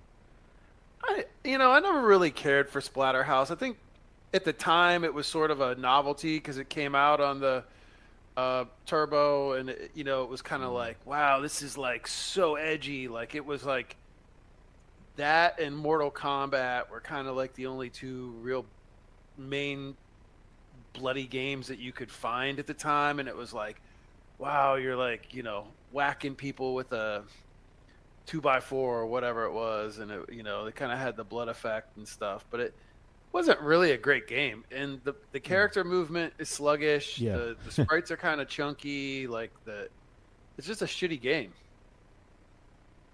Yeah, it was a bit. Didn't live up to the hype. So I did. Go on. I did see the video here that Random had sent where it has the guy trying to park the Gallardo. And in his defense, that Gallardo on a wet parking lot with that tiny, I mean, it's a 7-foot wide car in spots designed for Fiat Multiplus. So that would have been a damn difficult parking for anybody to pull off. So I get it. Maybe. So your incoming vice president is a fan of Magic the Gathering, apparently. And he's posted his favourite deck. It's an article you can have a read. So I'll tell you what was interesting. I can't remember, maybe we touched on this last month, I think, Sparkle. alluded to it, about the long form podcast. So we all saw Trump on Joe Rogan, which was interesting. It was more interesting for the fact he did it. I didn't particularly learn anything new from it, but other than the fact that he would do a show like that. But I think the J.D. Vance one was perhaps more intriguing because I, as a non-American, didn't know a huge amount about him. I'd heard him speak. I'd heard him, or read his responses to media questions and criticisms and what have you. But I'd never actually sat down and watched the man talk. And I just thought that was a really interesting interview that he did. Or conversation. Of all the fascinating things about... it was a wonderful interview. But of all the fascinating things about, his journey and his story and, whatnot, the most interesting part is he was just a kid from the sticks, they enlisted into the Marines. And so now, instead of your pedigreed, approved, pre-selected, whatever, some fucking Lance Corporal, some lower enlisted E3 is going to be... it's like, it's a victory for all of us that served in the military that weren't fucking blue bloods that, well, my father was an officer in the reserve, and I got appointed to this. It's like, like some Prince Harry bullshit, Yeah. No, it's like, the guy was actually a fucking go-getter, So that was good. Interesting thing here, on the Alarmo, because we were talking about it, somebody got Doom running on it, of course. Had to happen. Yeah. But that dude... I get the premise of different, hardware teams. I get the premise of like one product line. Like say the Nintendo T-shirt team isn't going to degrade the release schedule of the next Switch. I get that. But there is a kind of a perception thing where if you're going to roll out the Alarmo and people haven't seen, a new Mario since the Switch shipped, or shortly thereafter for fucking ever. And, my Switch, I can look at it up here. It's sitting there right where it was a year ago. I haven't touched it since I beat Tears of the Kingdom because there's been nothing new out, nothing I care about. Yet you're fucking around with an alarm clock that does send a message that shouldn't be sent, Yeah. Farm that shit out to another company. License it, if Nintendo licensed the Alarmo to like, Fossil watches and clocks, okay, fine. Yeah, it's a licensed product. But I don't think that's where they should be allocating any company resources when they're quailing towards irrelevancy. Mm-hmm. Got one that I sent in. This was there's a cancelled PlayStation 2 pirate game, which was like God of War but with pirates, that someone has now picked up and they've spruced it up a little bit and are re-releasing it. No new news yet on when, but there is a demo you can download on Steam. The game is called Captain Blood, so if you like pirate themes and you like God of War action games, this could be worth checking out and a bit of fun. I keep meaning to, and I keep forgetting. So another magazine-related one here, Atari Addict magazine. It is a one-off edition of a print magazine, but it's from the people who do the Pixel Addict stuff. So they do Amiga Addict and that kind of thing. I've met a few of their writers. They come down to a couple of them live not too far from me. And they come down to the computer museum. They've done articles about it, and one brings his kids just to hang out there for the day. So why not go and grab yourself a special edition magazine? And they do some good stuff as well. The magazine is for sale in the museum shop. So you got Amstrad Addict, Pixel Addict. I'm sure there's an Amiga one as well. You can check it out anyway. The game that I was thinking about previously was Carpathian Night, starring Bela Lugosi for the Switch, which is a little Castlevania-esque platformer. Looks pretty good.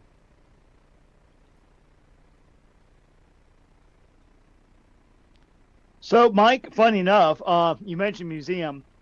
I just sent you a picture of an Apple II motherboard that if you don't mind, share this with the boys at the museum and get their impressions of what the hell this board is. So I have, and I'm going to send you a second one too. I'll talk with you about it offline, but I have in my assortment of apples, I've got two that I just don't know where the hell they came from. They just sort of appeared in the collection over the decades. And one of them, the one that I sent you, that has sort of the gold trimmed motherboard, you know, I believe that to be a Bell and Howell apple, which, as I understand it, was made by Apple and sold by Bell and Howell mainly to schools, because Bell and Howell made like film projectors and, you know, school, you know, Equipment. technology. Yeah, they were a major provider of that kind of stuff. A defunct brand that has been resurrected as a name they slap on cheap Chinese import LED flashlights. But the other one I sent you, the first motherboard, it was in a computer. It was in an Apple II that I believe to be factory original, but it looks like a clone board to me. There's not a stitch of Apple on it, but it does have Apple II ROMs on it, and a lot of the clones didn't. I'm kind of befuddled where these two boards, if one is the Bell and Howell and a Bell and Howell, because apparently most of them were black cases and this one's a white case. And then anyway, I'll talk with you about it later. But I'm curious what the bros at the computer museum who may be Apple aficionados, because you know, like it is, like if you're just casually like I like Apple IIs and I've got a couple of them, and you know I know how to work on and whatnot. The nuances of you know, who made this identical Apple board versus the other Apple board, you might not know, and I don't. So curious what they think. Yeah, there's one guy there, the sort of main engineer type guy. He built that replica wooden Apple One, you know, using available parts and things, and some you know, replacement parts because you can't get the originals anymore. But he built that, so he may have some idea what you all got there. You know what surprised me is that there were no good, or at least not one that I found. I figured there'd be like some website that has like a photo ID of every known Apple II motherboard and every revision and whatnot. But I was kind of shocked there wasn't, because normally that's the exact sort of thing you'd find. So yeah, I watched. So I was at the museum the other night, and on the screen there, we'll stick a film on or an old show or whatever. And the other night, what was it? Triumph of the Nerds, you know, the Bob Cringely series. And he was like employee number 17 or something at Apple, and turned into like a documentarian kind of thing. And he was doing some work for them in the very early days. And Steve Jobs was like, well, I can, you know, give you some company shares or something. And he was like, no, I'll take the money. It's all right. I'll just take the money. He's like, making this documentary years later, like, fuck.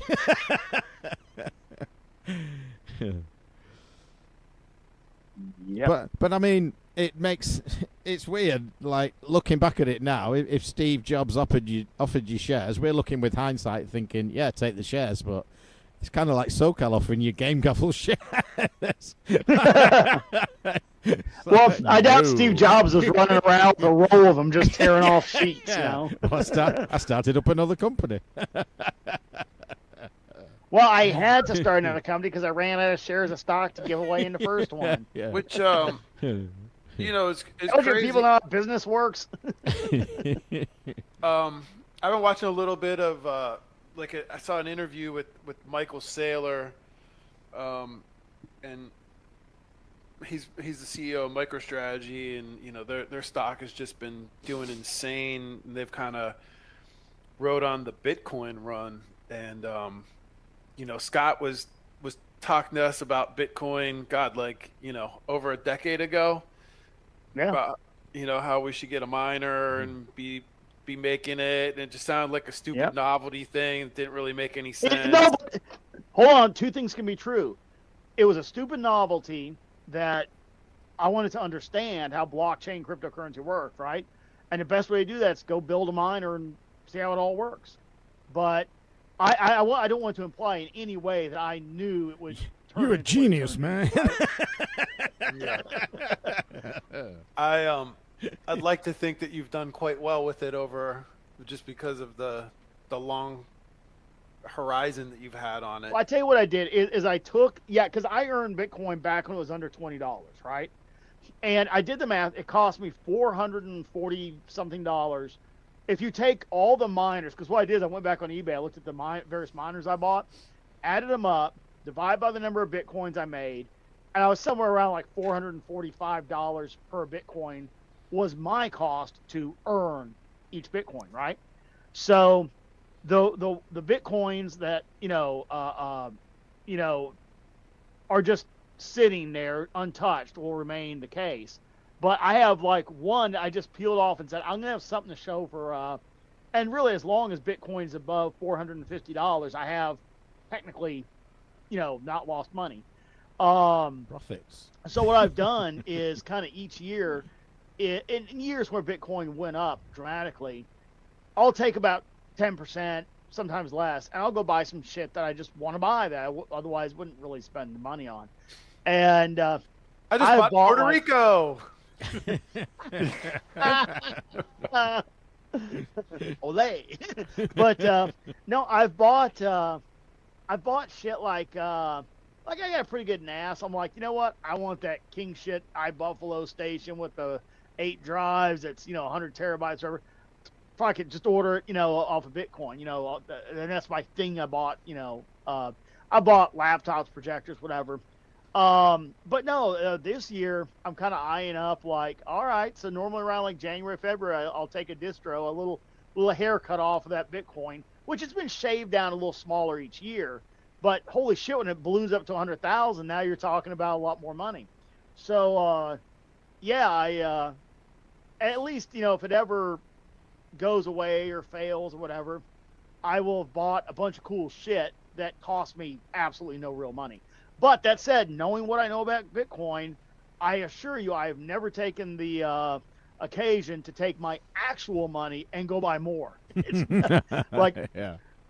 I have my doubts. I have my, because it logically speaking, it looks like it should be relatively, never use the word impossible, but difficult to compromise. Mm-hmm. But man, you're telling me like, okay, like the Chinese get AI resources trained on just confounding or crashing or even eliminating Bitcoin. That couldn't happen. Hell no, I'm not taking my real money and buying Bitcoin. But yeah, it is a neat little hobby. I tell you another neat little hobby here is Nintendo hunting people down. And story sent in by David Gyrich, and it says you cannot escape Nintendo. So apparently this guy living out in Surprise, Arizona, had some Man down. shops or online resources running for some Switch games, and they got him because I guess he divulged too much about himself. But yeah, I don't like. Look, if you're gonna upload Nintendo ROMs, like NES. When I say Nintendo generically, I mean NES. You're going to load NES ROMs up, to a website so other people can download them so they can put them on their, their EverDrive and they can play all the NES games on their NES. Just fuck off, Nintendo. Leave us alone. We're enjoying, a 40-year-old product that, you made your money on. But, yeah, to take current generation games and you're asking for trouble, and I don't think that's defensible. Pragmatically, not wise. I've got a couple of books. Speaking earlier about libraries that I've stumbled across on archive.org recently.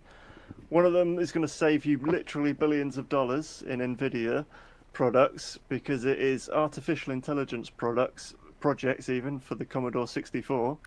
So we've already got at least one of those lying around if you're a proper listener. So just dig that out and get yourself on the AI train.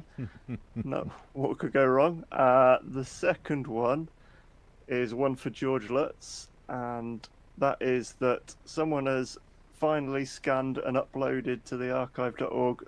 The Dirty Book, A User's Guide to Erotic Software, 1982. So there you go. Yeah. Just what you wanted. I read it. I was disappointed. I struggled to finish.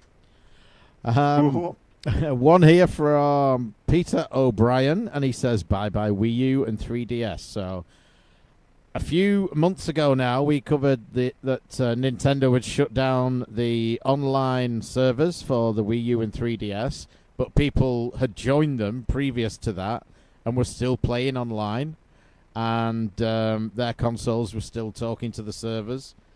And it took 210 days for the last person to leave the online servers when their console crashed.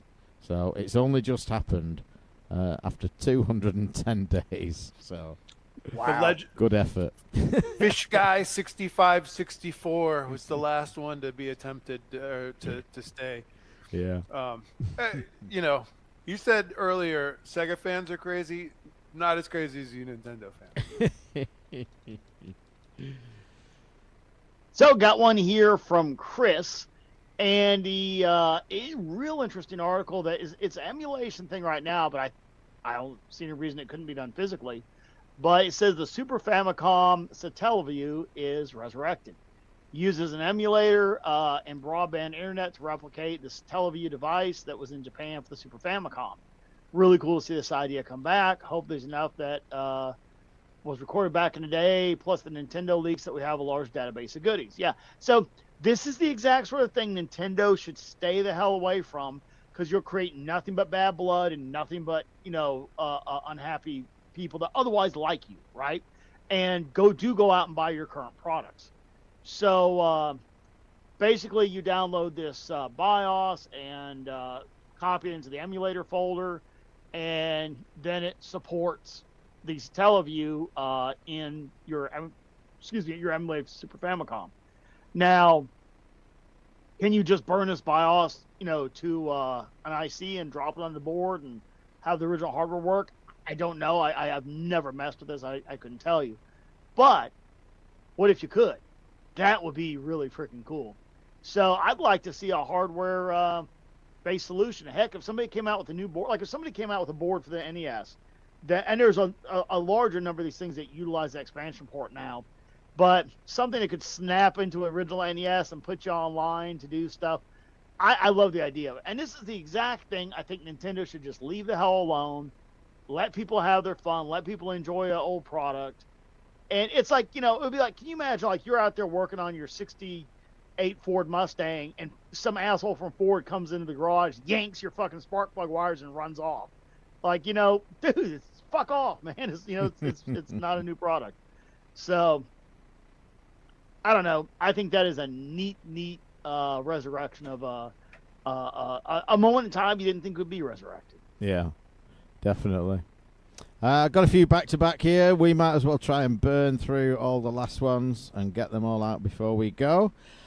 So one here, I always like to read through this stuff. I'm never going to collect any of it, but it's just interesting to kind of watch other people spend money.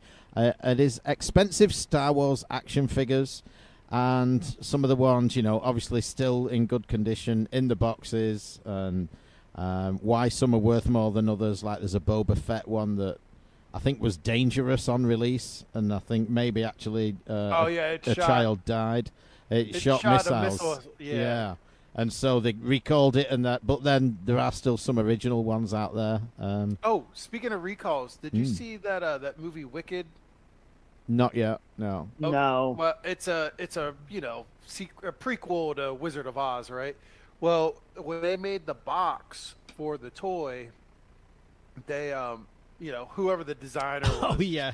They put Wicked.com on there, which is really an adult entertainment site. It's a So, porn they site. tried recalling, but these things are like, if you can get one on eBay, they're like pretty collectible now. It's kind of hilarious. Like, yeah. God tier level. Remember type Harry Potter broomstick? Do I what? You guys don't remember that? No. Oh my! All right, show pause. We only got maybe 4 stories left. Whilst I read the next story, each of you need to go look up the Harry Potter broomstick. Is this similar to there was when I worked at Toys R Us? Look it up. When I worked at Toys R Us, there was a teenage girl with her parents, and she was very interested in this like vibrating plastic like laser sword. And her mum was like very embarrassedly sort of like, put that down. But no, you're not getting that. And just like, yeah, we all know what she's gonna do with that. Well, look up the Harry Potter one. All right, so whilst you do that, I'll read this. So the Fall of Game, submitted by David Gyrich. And so apparently Game, don't have them here. It says it's a UK high street store. So, you know, obviously we have Game, whatever the hell it was, GameStop, I think. But the one here closed. Like, we had one that was maybe 15 minutes from me. Gonski's done, over with. And I think a lot of the GameStops have closed. And my problem was, like, let's say I just wanted to stop in there and maybe pick up a stack of, you know, half a dozen games that I otherwise maybe wouldn't have done. That, I can pick them up for a couple bucks. Let me just buy a stack and go through them and see if there's any gems in there. But what do they have? Funko bobbleheads and dumb shit, right? So in Eurogamer, there's an article about Inside the Fall of Game, and here's the pull quote from the top of the story. Inside the Fall of Game, no games, no accessories. Instead, we received 136 Zendia action figures. And they're talking with some of the employees. It's like, yeah, how the hell do we literally have like bobbleheads and no games to sell? How does this work? Mm-hmm. And it didn't. And they went, you know, it said, my store got 5 copies of Call of Duty, one of the biggest launches of the year. How can you make money on 5 copies? New copies cost a lot and you don't make much, 6 to 12 pounds, depending on how they're marked up. And if you have someone working 8-10 hours a day, you'll have to sell a lot of them to cover the wages. Well, yeah. So, yeah, I guess Game went the way of GameStop, so makes sense. I'm not finding anything on the Harry Potter broomstick other than Harry Potter broomsticks. Look for the Nimbus 2000. I got one. You don't want the 1000. This one should get old UK a little bit excited. Game of Thrones star Sophie Turner reportedly in talks to play Lara Croft in Amazon's Tomb Raider TV series. I would be down for that. I think she would. Sophie Turner, who is she? Sansa. Sansa Stark. Okay, all right, gotcha. Yeah, I could see her doing it. Yeah. The other one would be the Jillian girl that was in Doctor Who that ended up playing in the freaking all the Marvel movies, which were kind of crap, but you know, although she was almost unrecognizable in them. She was in Jumanji 2. Jumanji 2. Yeah. 2. Yeah. And 3 maybe. As well. Yeah. Got one that I sent in, which was a post from our friend of the show, Willie Culver, and he made a video showcasing a Vectrex homebrew title called Bits and Bytes, which is a collection of 7 different games in it. That looks pretty cool, and it's available for download for free or name your own price on itch.io. So if you have a flash cart for a Vectrex, you might as well grab that for 7 little games to play. Hey, this is something that maybe Nintendo hopefully won't shut down. I sent this one in. It is a fan remake of Legend of Zelda. I just think it's really cool to check this out. There's a YouTuber Bask or something. I can't really pronounce his name, but the link will be in the show notes. And he basically goes through his whole devlog, showing how he came up with this project. He basically does like a remake of Legend of Zelda where he hand draws all of the dungeons and stuff, and he's trying to teach himself like 2D animation and things like that. And it's just like, it's a really cool reimagining, really nice fan made, and he does the first original dungeon of Legend of Zelda and 2D animation. So hopefully he'll get to the finish line before he gets shut down. So there's one here. UK Indie Game Show, WASD, shuts down. So I have questions. First of all, who the fuck are they? what the fuck shows have they done, and why have they shut down? So I started. Because no one knew about it. 500K. They had no audience because no one knew about it. Yeah, so I read through the article, and they've only been going 2 years in the current guise. So it began life in 2022. So they did a show. Let's say they did one that year. They did one last year. At best, they've done one this year. But if they've gone out of business, maybe not. But it was, so this paragraph here, it was run by largely the same team behind the scenes, now separate from current EGX owner Reed Pop, who also went under. So they've run a business doing retro shows that no one's heard of, went out of business. The same team started another company doing retro shows no one's heard of, and they've gone out of business. So good. I mean, who the fuck are these people? Seriously, I've never heard of them. Do you think this is like a scam they were running or something? I don't No, know. it was like There must have been shows, but I mean, yeah. Do you I've never heard remember? of them. You know, the whole play events thing. They did manage to do it a few times. Was, you know, they were offering the service to, you know, we'll set up a retro section at your convention. You know, so they'd end up at other bigger conventions doing a little side piece. And I think that was what this team were basically doing. And, you know, they were doing all the things like Comic-Con and EGX that, you know, we don't go to because they're sort of more modern focused things, but they do a little retro or indie section. But yeah, they just, yeah, after it all went tits up with the ownership of that, it sounds like they went, well, we'll just do this on our own. And like, oh, there was a reason we were piggybacking off these other bigger shows, I think. Yeah. So. Fucking mental. So Oh my god. How big is E EGX? I wouldn't know. I've never been. I would think it's fairly big for industry people, but I mean, getting smaller every year, I would assume. Is it? I don't know. I'm trying to think where it is, because it's in London, isn't it? It was at the O2, wasn't it? Is it Did they have the O2? I thought it might have been Earl's Court possibly sometime, but so it's gonna, you know, it's gonna have to be a pretty big show to fill it. Otherwise, well, I mean, then again, Play Expo did Event City, and you know, it was. And it was all now a bit- that's a car park. yeah, but it was all a bit spread out, wasn't it, when I did that? So Yeah, perhaps it was a yeah. bit like that. I don't know. So there is an update with no update on Bleem.net, which is Eli's new project. It's coming to Kickstarter, but hasn't launched yet, so we are eagerly awaiting that. He is currently being courted by Kickstarter. He is. Gordon. I will. You know, that word will forever be funny to me. Just the sound of it now. Wow, Indiegogo was courting us. You know, I don't know why I was thinking about this the other day. I do. So, you know, I was working on the Androbot first phase of a project for it, and I was going on Mauser, which is a well-known electronic supply house. And, you know, you look on there, and, okay, I'm going to just to give you a factual example. Don't they also make guns? Do they? Different spelling. Mauser. Isn't Mauser? Oh, Mauser. No, this is like Mouser. All right. Gotcha. Okay. That's Mouser. So, yeah, Mauser. So I just clicked on a random, let's see here.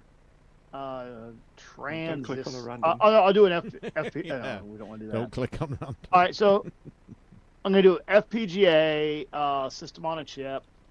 Okay, so here we go. I just brought up the Intel Cyclone 10, right? And so it's, well, Altera manufacturer, I guess, Intel distro, whatever. Anyway, here it is. And if you want one, it's $93. If you want 25, it's $89. If you buy 84 or more, it's 87.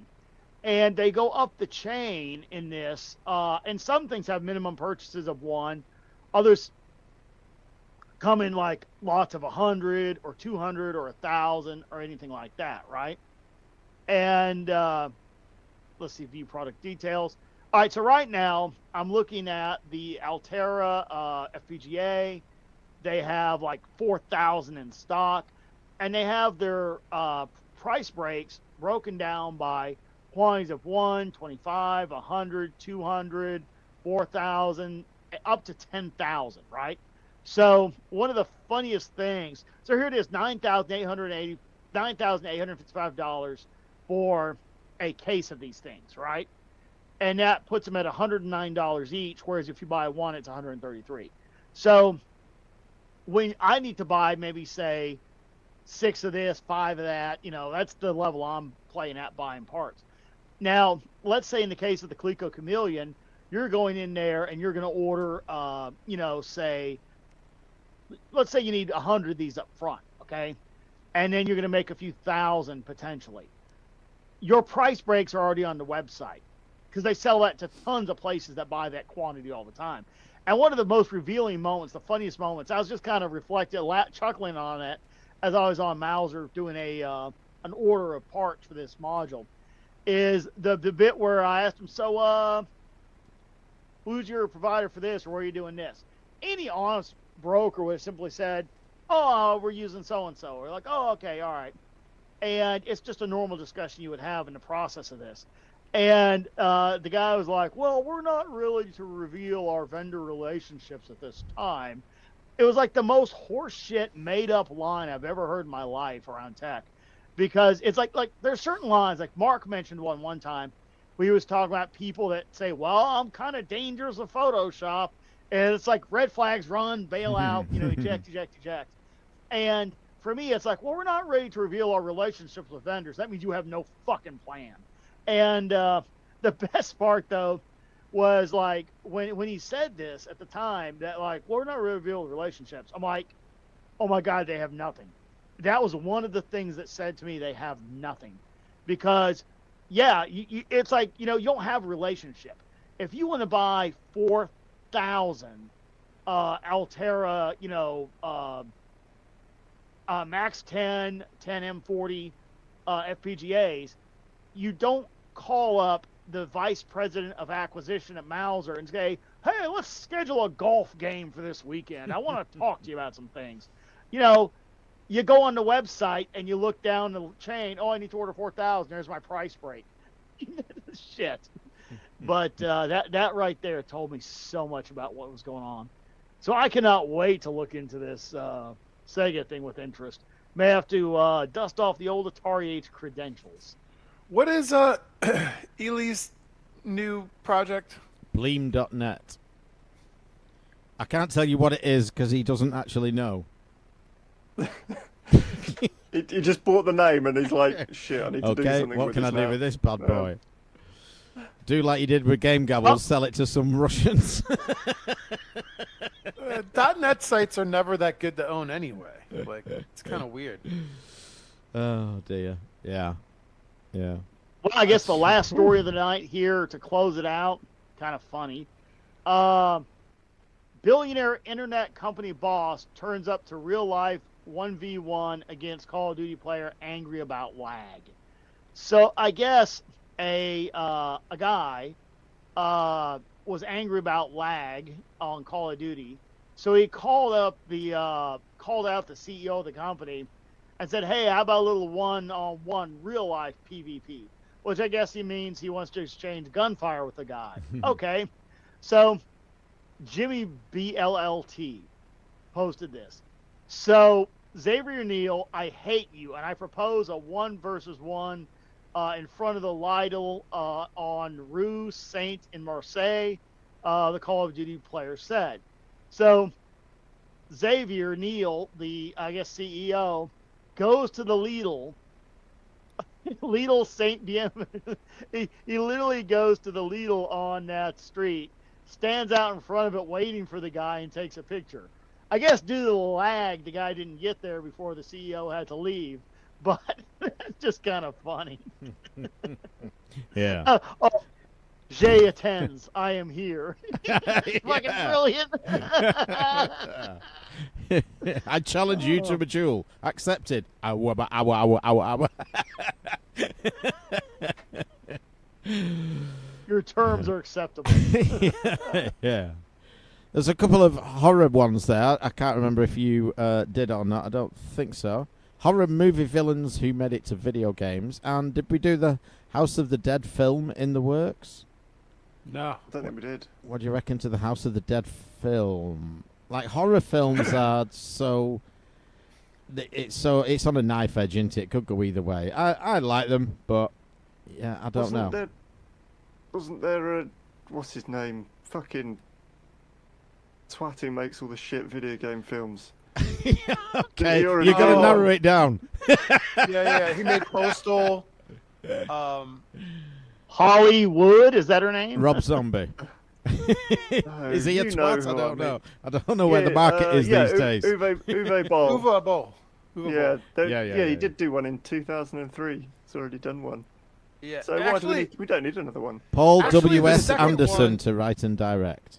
You know what? I was making like box art and movie posters for a lot of like direct-to-video stuff at that time, and that first House of the Dead movie, it was weird. It was like on an island, and it was like a rave, and you think he probably just like hired a bunch of like slutty sort of like, you know, C-level actresses that were coming up, and he was like, you know, you're gonna have to sit on that couch, you know, take your clothes off. I think that's kind of what happened with that movie. 'cause Okay, there's just, the next scene, we're going to need some of you to take off your top. Not yet. Put them back in the work. I'm the eager beaver. it was there was definitely gratuitous nudity in that movie that just like didn't even make sense, you know.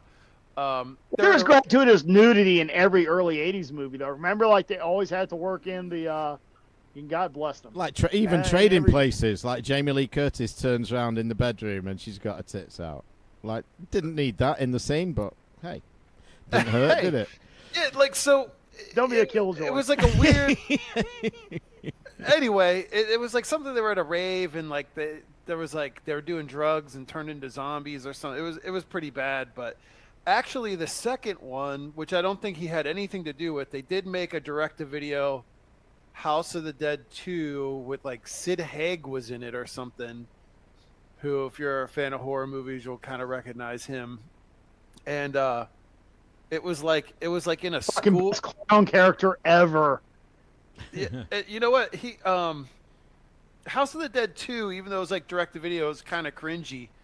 But it was actually like better than the first one. It was actually like a, you know, distributed movie and stuff like that. So I am looking at this list of all these horror characters that, you know, made it into video games, and they're kind of showing like, oh, you know, Dead by Daylight and Call of Duty appearances, and, you know, Halloween, and how you can, you know, sometimes in Tony Hawk's Skate World there was like a character and stuff like that. So if you're looking for some horror stuff, you know, you can kind of take this. I think it's you know, would have been better in October, but there you go. If you're into horror stuff like me, you check it out. So I'm just going to depress you before I go. This final one is the top 20 best the top 20 best-selling US video games of the year for each year from 2000. I won't give you the full title, but you'll get the idea. Starting in 2000, Pokemon, Madden, GTA, Madden, GTA, Madden, Madden, Guitar Hero, Rock Band, Call of Duty, Call of Duty, Call of Duty, Call of Duty, GTA, Call of Duty, Call of Duty, Call of Duty, Call of Duty, Red Dead Redemption 2, Call of Duty, Call of Duty, Call of Duty, Call of Duty, Hogwarts Legacy. The Hogwarts thing is kind of weird. Well, it should have been Call of Duty, you mean? Well, yeah, I mean, but also, like, I didn't know that game really had that much buzz about it, and I kind of remember it was, like, sort of buggy. I looked at it, and I asked Random's expert opinion, and he said, meh. so I didn't buy it. You know, there's like some. And he's a Hogwarts alum. Yeah, he loves his Nimbus 2000. Exactly. Love a good Hufflepuff. There's a There's Show like a- title, I love a good Hufflepuff. You know, He's kind of got like this fucking hat you put on, he goes, douche. this nerdy troll that I work with. She looks like Grimace, and she's probably like, you know, mid-40s or something, and she loves Harry Potter shit, and she was like ranting about that game last year. I think that, you know, there's enough of those people out there apparently that bought it, so it makes sense. Yeah, and it's still fairly expensive as well. All right, we have come to an end. Thank you to everyone who sent news items in, and thank you to everyone who joined us live. There were quite a few dropping in and dropping out as we went along. Don't forget, music from the show this month provided by Justin Mullins. Check him out at justinmullins.bandcamp.com. And we will see you next month for our festive live news at some point. Probably before the festive season, but hey, we all got shit to do afterwards, right? So, During the festive season. yes, exactly. So, we've also teased a year of hardware flashback fucking around with robots, which sounds very interesting. And I might have to pick myself You know, up a it's not card strictly computer. game related. It's not strictly game related. But, you know, I was thinking about it, like, you know, I've been covering game hardware and all, cover the major systems and all that. And certainly robots were, you know, a tremendous theme at the time. And I do have a decent collection of them. And, it'll be good to go through them all and get them all up to snuff and talk about them on the show. And, it's something that the users can go out, and some of these are easier to find than others, but if you want a Verbot, you know, they're a dime a dozen on eBay. You can get a hold of things like that. So hopefully it'll be a solid a year, you know, for Hardware Flashback covering that topic. So I look forward to presenting it. I look forward to listening to it. So, say goodnight, everybody. Night, everybody. Good night, everybody. Go on, Mark, say goodnight, everybody. He's muted. Yeah, you know, He's it's like typical like business Zoom call. Like, fuck, I was talking with on mute. Good night, everybody. Good night, everybody. Don't forget to press the